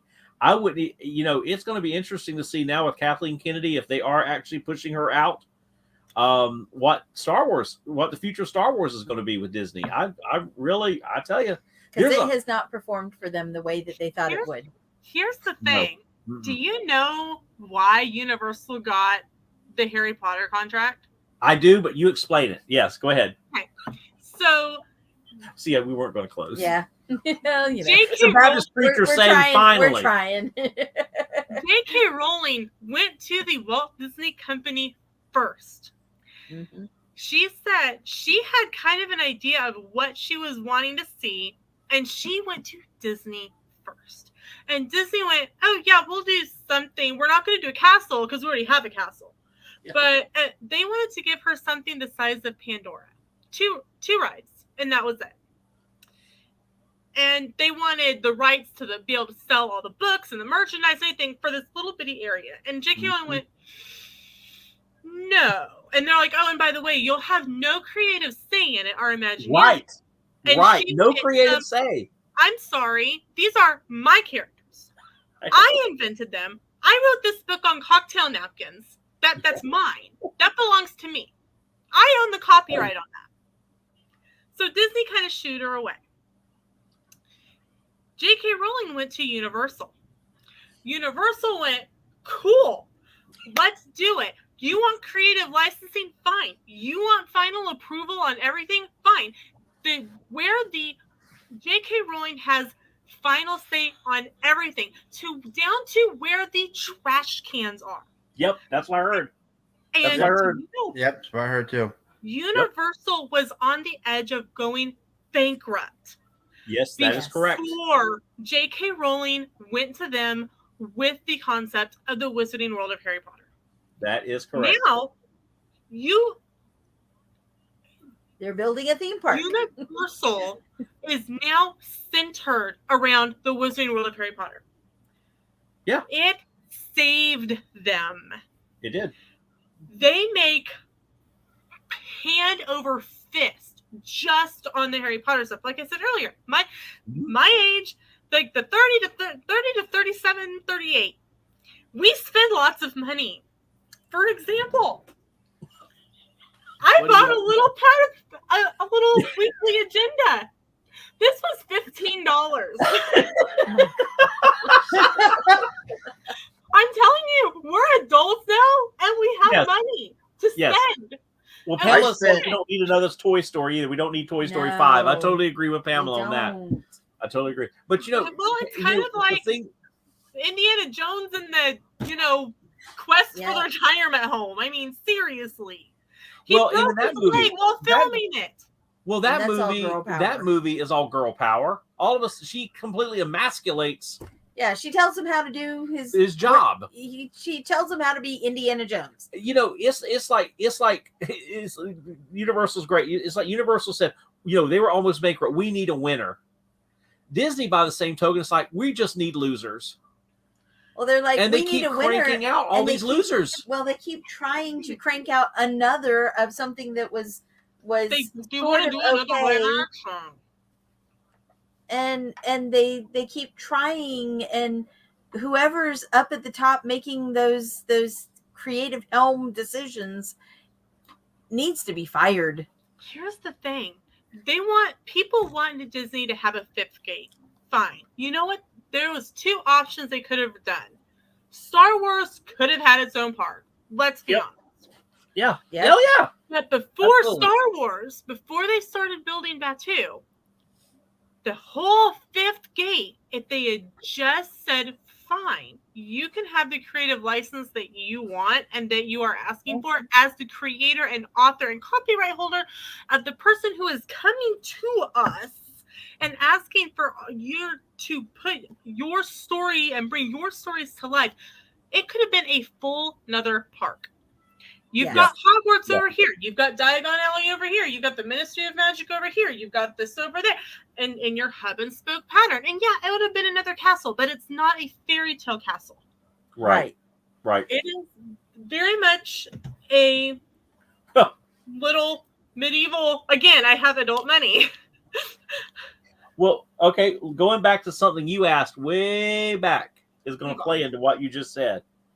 That audacity that Disney has is the same thing that's played into Reedy Creek since 1968.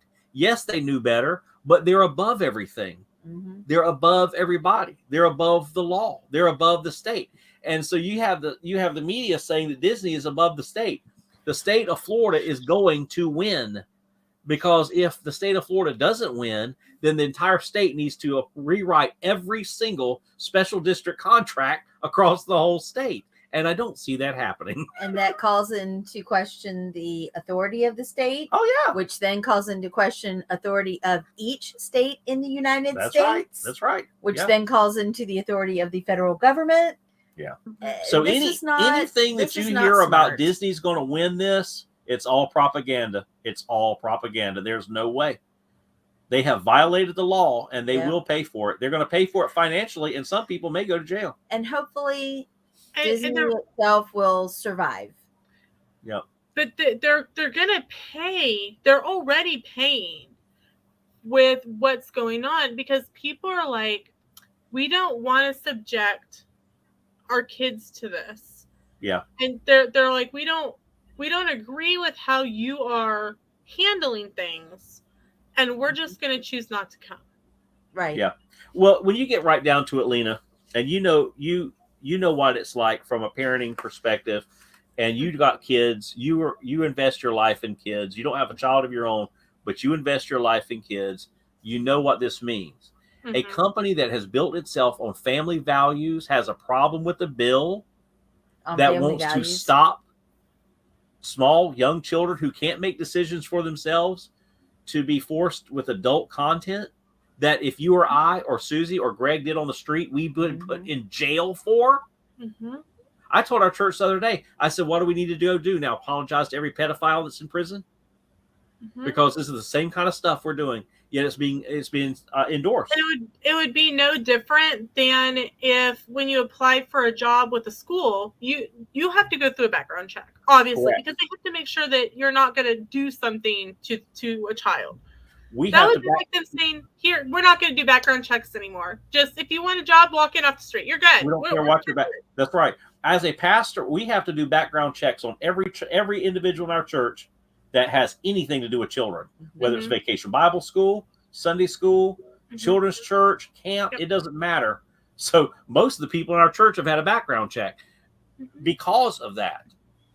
So what kind of company that has built itself on family values would have a problem with that? That spoke volumes to a lot of people and what they've seen. So what Disney has done when they looked up the I haven't even shared this with you yet. The report that came out yesterday that kind of measures where companies stand. Did you see how far Disney has fallen in the top 100 companies in America? It is number 77 now. Wow. It is below Target. It's below Walmart. Just like you said, a company that built itself on family values has turned from the family values to making money. Instead of making money through family values, they have cut out the family values and gone to making money. And that loss of focus is killing them. Is why the parks are emptying. Is why the parks are they're losing people. It has been the revenue is noticeably different over the last 2 months than it was earlier. And you look at that, and you say, when are they going to learn? When are they going to figure this out? And Pamela asked me earlier about The Chosen. Yes, we have been watching The Chosen, and we have watched the Light. Small Light. The Small Light on Hulu. The Small Light was really good. Small Light. Yeah, we watched the first season of that. Yeah, that was really good. That was really good. The second season, I think, is out. It's coming and then out. The Chosen, we flew through the first season. we're trying to space the second season a little No, bit. we're in season 3. I think we're in this speaks We're in volumes. season- Are we in the third Yes, season? remember? Oh my goodness. Yeah, that's why we're playing it It through the is. app now. It is So- May that's- 25th. There are still park reservations available for Christmas Day. Yeah. There are still there you park go. reservations available for New Year's Eve. There are still park reservations left for Christmas Eve. This time last year, couldn't Not do happening. Yeah. it. Not Mhm. happening. Well, what the report showed that I was looking at yesterday that rates the companies, they fell 12 points since last year. So they're number 77 now. 12 points. That's a lot. That's a drop. Mm-hmm. It's But a the huge other thing that they notice is when they break it out by political demographic is they lost 50% of Republican customers and only gained 15% of Democrat customers. So they literally lost half of their customer base in less than a year Wow. that said that they will not go to a Disney park again. Mm. That is bad. And you even have some Democrats in Florida saying that Disney has gone too far. Well, and when what you're hearing is that there's a weekly fight at Disney World. Yeah. Who wants to go? Yeah. When it's a brawl everywhere. I mean, if you're gonna be in the middle of a street fight, yeah. I don't want to go. Kind of, you can hear that sentiment. Why am I going to go spend thousands of dollars to be in the middle punched in the face, to be in the middle of a street brawl at somewhere that's going to cost me an arm and a leg to go? Did you guys hear any more about that, Greg? Did you hear any more about that fight, the one that was at the entrance at Magic Kingdom the other day? No, I haven't. Because I had heard that it didn't come across the press because they're trying to do control the narrative. But evidently, the whole fight, the reason it broke out to the intensity that it did is the one family punched a 5-year-old kid in the face of the other family. That's why it spiraled out of hand so fast. Yeah. Over getting their picture taken in front of the entrance. That's insane. That is insane. That is insane. I had somebody ask me, they're like, why do you, what would happen? What's going to happen if somebody gets into the school? And we obviously know what for. And I said, well, I'm very happy because our school, our doors lock. We have, our ID card has an RFID in it, and you have to scan it and be let in. If I forget, and I've done it, I forget my badge at home, I have to hit the visitors button and go, hey, I left my badge at home, and I have to get a substitute badge so that I can still get in and out of the building. But we can't just go open the door for people. They have to be buzzed in so that the office staff knows. But I said, I will protect these kids as if they were my own kids. That's right. Because for 8 hours a day, they are mine. They are mine to protect. They are mine to teach. That's they exactly are mine right. to be driven insane by. The rest of the time, they belong to their parents. But for those hours, they are mine. And I will do what I can to protect them, whether it's from outside sources wanting to hurt them or something that is on the TV that they should be seeing. Like, literally, we had a parent who complained because we watched Inside Out. They said it was inappropriate. Wow. I can't imagine that one being inappropriate.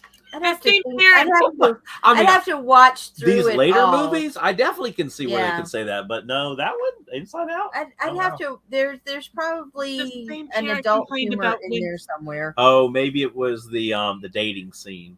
Maybe the dating. The same parent complained about Winnie the Pooh.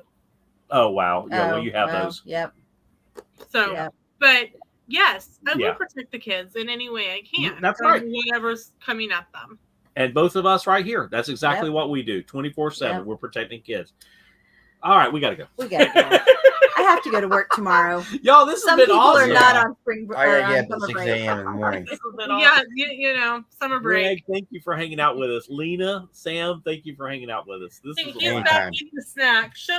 I think we should do this once a month so that we can keep up on all the current gossip and news. And if anybody missed tonight's stream, they missed a good one because I think a lot of rumors got put to rest tonight. Y'all, Sam decided to go. He went to bed, and then he got up, and he's having cereal. We don't. The place setting that we have doesn't have bowls, so we have to buy paper bowls. Sam decided to use a pot. Hey, there you go, Sam. Being inventive. Oh, To Sam. have cereal. Imagineering should hire you. I am picking on his cereal bowl. Let me tell you, that pot was actually really cold. Well, thank you, Pamela, and for anybody else who hung out with us or will be watching, thank you for supporting and hanging out with Mickey yeah. Sightings tonight. Ray J was in earlier. All right. Yeah, Ray J was in earlier and James was in earlier. So it's Yes, been great talking to you guys. I'm up for doing this again. All right, let's do it again. Let's do it again. All right, guys, I'll take you backstage. You guys can leave if you want to. I'm just gonna do a sign out real quick. So Sure. all right. Thank you guys for hanging out with me tonight. Bye. All right. Oh, you know what? Wait, okay, never mind. I was going to bring Lena. I'm going to bring you back on. I'm going to bring Lena back on. Greg left before I could grab him back. I meant to ask you what's coming up on your channel. I was going to have you. Oh, actually, a lot. Actually, You might go cook supper. I've got to go eat. Love you. I'll be listening. I want you. I would heat you some tahini in a bowl, please. On a plate, please. You guys probably know by now, we've talked about it a little bit, that we aren't going to be able to go to the theme parks in July. We're heartbroken, but I messaged Sean earlier and was like, hey, can you grab some of the Heinz Simply Honey Mustard and send it to me? Because you can't find it in a bottle. Really? Yes, I looked on Amazon. I looked at Walmart. You can buy it from a restaurant supply store for like $70. Oh my goodness. Yeah. What? Yeah. So how many of these little packets do you need me to get? Well, you've got fill one of the little Tupperware containers. They're right here, by the way. They're sitting right here. So I need to wait before go to Disney, then do shipping. Okay, gotcha. So I was kind of looking for some of those like National Hamburger Days, National Banana Day, National right. To try to help with some stuff. So right now we actually have literally a video every day between now for like the next week. And so that's probably kind of some of it's kind of like in 2020 where you really didn't have anything else to do but, create content. Right. It's kind of what my life is going by like right now. You're on hiatus. You're on hiatus. We were on hiatus during 2020. Like on Sunday before we went to church, Sam and I we filmed our Foodie Friday for National Donut Day, and we created our own Simpsons donut, the big lard lad donut that they sell at Universal. We made one at home. Literally, we're sitting on the couch in our church clothes before church, slathering pink icing on a donut and throwing sprinkles on it. Sometimes I wonder, like if I should set up another tripod with a camera to film what goes on behind the scenes of filming a video, because I don't know which would be more entertaining. And like our local Taco Tico in Newton has one of those spinning chickens that you put the quarters in and you get the egg. Right. I filmed it when we had tacos on the last day of school. It's had almost 2,000 views. I'm like, the 30 seconds of me getting this stupid plastic egg from this 90s style chicken machine has amassed more Well, I haven't views. seen one of those in forever, though. And probably most people have never seen one of them. They're probably like, what is that? But literally, it's got 2,000 views. I'm like, my Disney videos don't even do that good. Like, this random It is video. insane what people will watch. It is crazy Like what people will watch. the last day of our Universal trip, I got my Hogwarts robes. So I now have my Hufflepuff Hogwarts robes.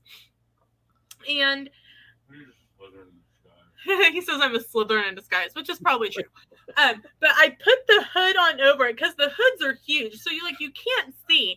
And I went up and I like scared Scooby Doo and Scooby and Shaggy, and the rest of everyone was out, and Sam's filming it, and this video, and I just titled it "Scaring Scooby Doo," and it actually wasn't even the title I was going to use. I did it and forgot about it, which is kind of what happens when you film every day for 2 weeks, and then you're just like scheduling them out. You forget what you've already done in video. Right. It's got over 700 views. I'm like, I don't understand. It's crazy. I know. I don't understand. But no, so we're doing things like we're still finishing up our I've got like two more videos. Saturday and Tuesday are the last 2 videos from our Christmas trip. And then 3. I've got 3 more. I've got Saturday and then Tuesday and then next Saturday is the last one. Okay. But then we did something fun, like we bought Dollar Tree Pringles. Excuse me, and we taste tested them versus regular Pringles. And Sam, we bought some of the Great Value salt and vinegar chips. So he's comparing those to the Pringles, to the Dollar Tree ones. And he's just really sitting here in this video, like snarfing down these salt and vinegar chips. That's a great idea. I mean, it's like, I'm what's gonna make me crack up is that this video of Sam like hosing salt and vinegar chips on camera is going to do better than half of our videos. I mean, that's just how it's going to work. Oh my goodness. But that sounds like fun. Yeah, we're doing something called Foodie Friday, where we're doing either a universal. Grab a pot and eat cereal. Where you grab a pot and eat cereal. I mean, I think I'm going to film that and then see how many views it gets. Keep talking. I'll be right back. Because it's like, seriously.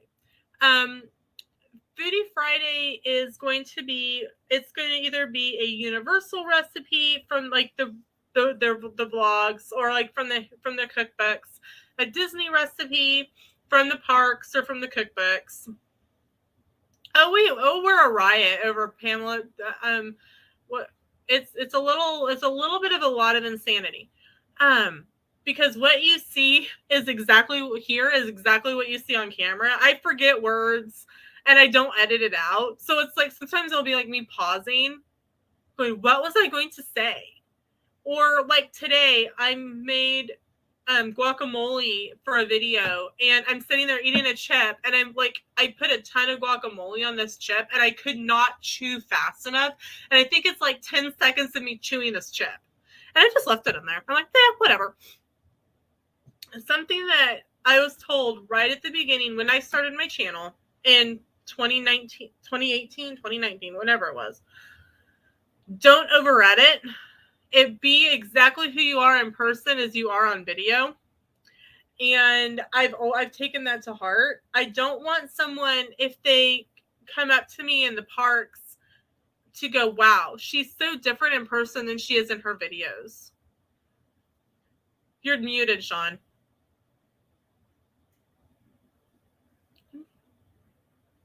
He's frozen again. But so yeah. So Foodie Friday is going to be either a Disney video, a Disney recipe, a Universal recipe, or an inspired by recipe. So it might be like I don't know. It'll be inspired by Disney or Universal or something like that. But that's Foodie Friday. And so there'll be lots of random things, like National Picnic Day is on June 18th, and we're going to do something for that. I'll bring back my TikTok Made Me Do It series. I sent it to Sam and he wants to try it. It's a spicy California roll in a jar. And so one of the things that when we have doctor's appointments in Wichita, we're number one, we're really happy we purchased our membership to Botanica because it's coming in really handy. Right. but number two, we don't want to always be eating peanut butter and jelly, and we don't Yeah. always want to eat out. So we're trying to find things that we can take to eat for lunch while we're down there, that we can eat at the botanical gardens. And so I've got like the Christmas in July collab that you and Susie are doing that you probably forgot about. Nope, I remembered it. Oh, hey, I'm impressed. On my calendar. But I kind of went, and Disney announced when Princess Week is through the Make-A-Wish. And so I'm trying to find things to do for that, because that's in August. And then this is next year, but I always think so far in advance, because I try to film so much while I'm on summer break or on break from school. Well, you have to. I'm not a golf person. Like the extent of golf for me is let's go play putt-putt. Right. But I will tell you, the Masters intrigued me this year, and it was simply because it was all over TikTok. I'm like telling you, TikTok is the best form of advertising, because you literally are so like, oh, I'm not into golf, but wow, that's kind of interesting. And what got me was the Masters put out what was called the Taste of the Masters box, and it was $300. But it was enough for a party of 10. They sent chips. They sent rolls. They sent cups. They sent cozies. They sent table decorations. Wow. They sent in dry ice. They sent ice cream sandwiches, egg salad, pimento cheese salad, the barbecue and the shredded barbecue and the barbecue sauce, so that you could have a tasting of what they serve at the Masters. And I'm going, I could do that.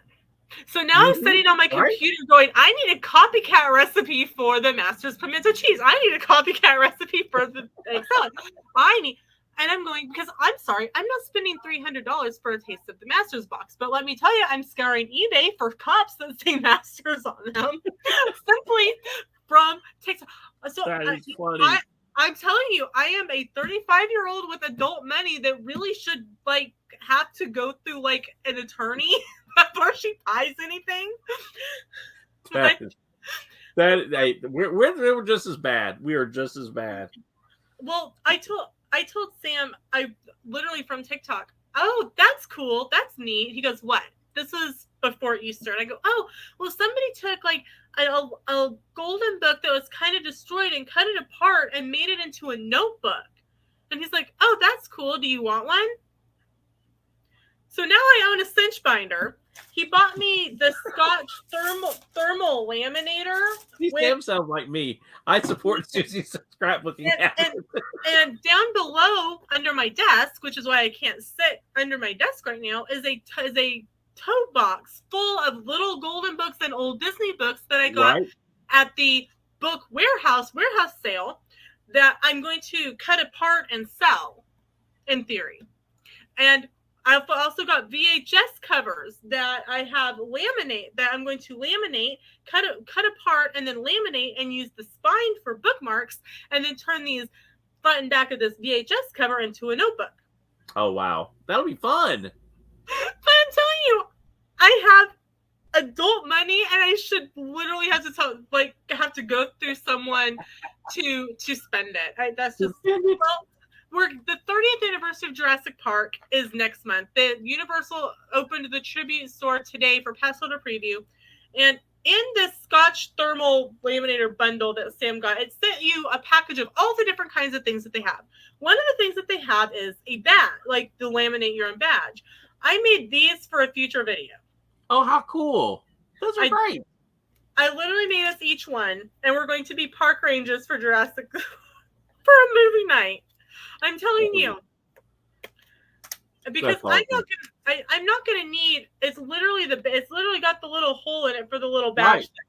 So I'm never gonna use these in any other form except to make a video. Right. But it's so I don't know. Some of that stuff might be coming up and on videos. You never know. So we'll be checking you guys out. That's for sure. I guarantee that if there isn't a video up every day, it will be really close because, like, we're trying to update people, like, do a video on, like, Sam's doctor's appointment updates, and he's got a fun appointment next month. He gets to do a colonoscopy. Yeah. Wow. And they're going to also do biopsies at that point for Crohn's and for celiac and ulcers and all that kind of stuff. They're like, he's going to be under for about an hour. Awesome. So that, yeah. So lots of things going on with that. So he's literally home at least until the end of next month. So we literally can set and film back to back videos. Yeah, do it. Change shirts. Just change shirts. I literally, We've done that. I've done that. When I was in the back room, I literally had a pile of shirts, and I'd literally film a video, change shirts, film the next video, change shirts, film the next video, and literally I'm in between. It's uploading, and I'm deleting this one and uploading this one and changing shirts and going to the next one, and I'm going. And Sam's like, "What are you doing?" I'm filming videos. Leave me alone. And that's what we've done. We've done that. I've done that for some church stuff too. Yeah. Well, Susie just alerted me that my dinner is ready. Oh, well, you better go eat. I'm a little hungry. Well, thank you, Lena, for hanging out. Y'all go check out Lena and Sam, and I know you guys will love their content. Thank you, Lena, for hanging out with me tonight. Not a problem. Susie. Let's do it. Let's do this again. Probably some trivia, maybe tomorrow night. We'll kind of see how it goes because I know I'd like to do it. So if you guys want to do trivia, sounds like a plan. So we're always up for trivia. Yeah, we'll do something. Disney or something. We'll do some kind of trivia. All right, guys. All right. Later. Thank you guys for hanging out with Mickey Siding tonight. Thank you for Pamela. She is stuck in here. She is awesome. Thank you all for your support, and never lose sight of this one thing. It was all started by a mouse, and we will see you real soon. Bye, everybody.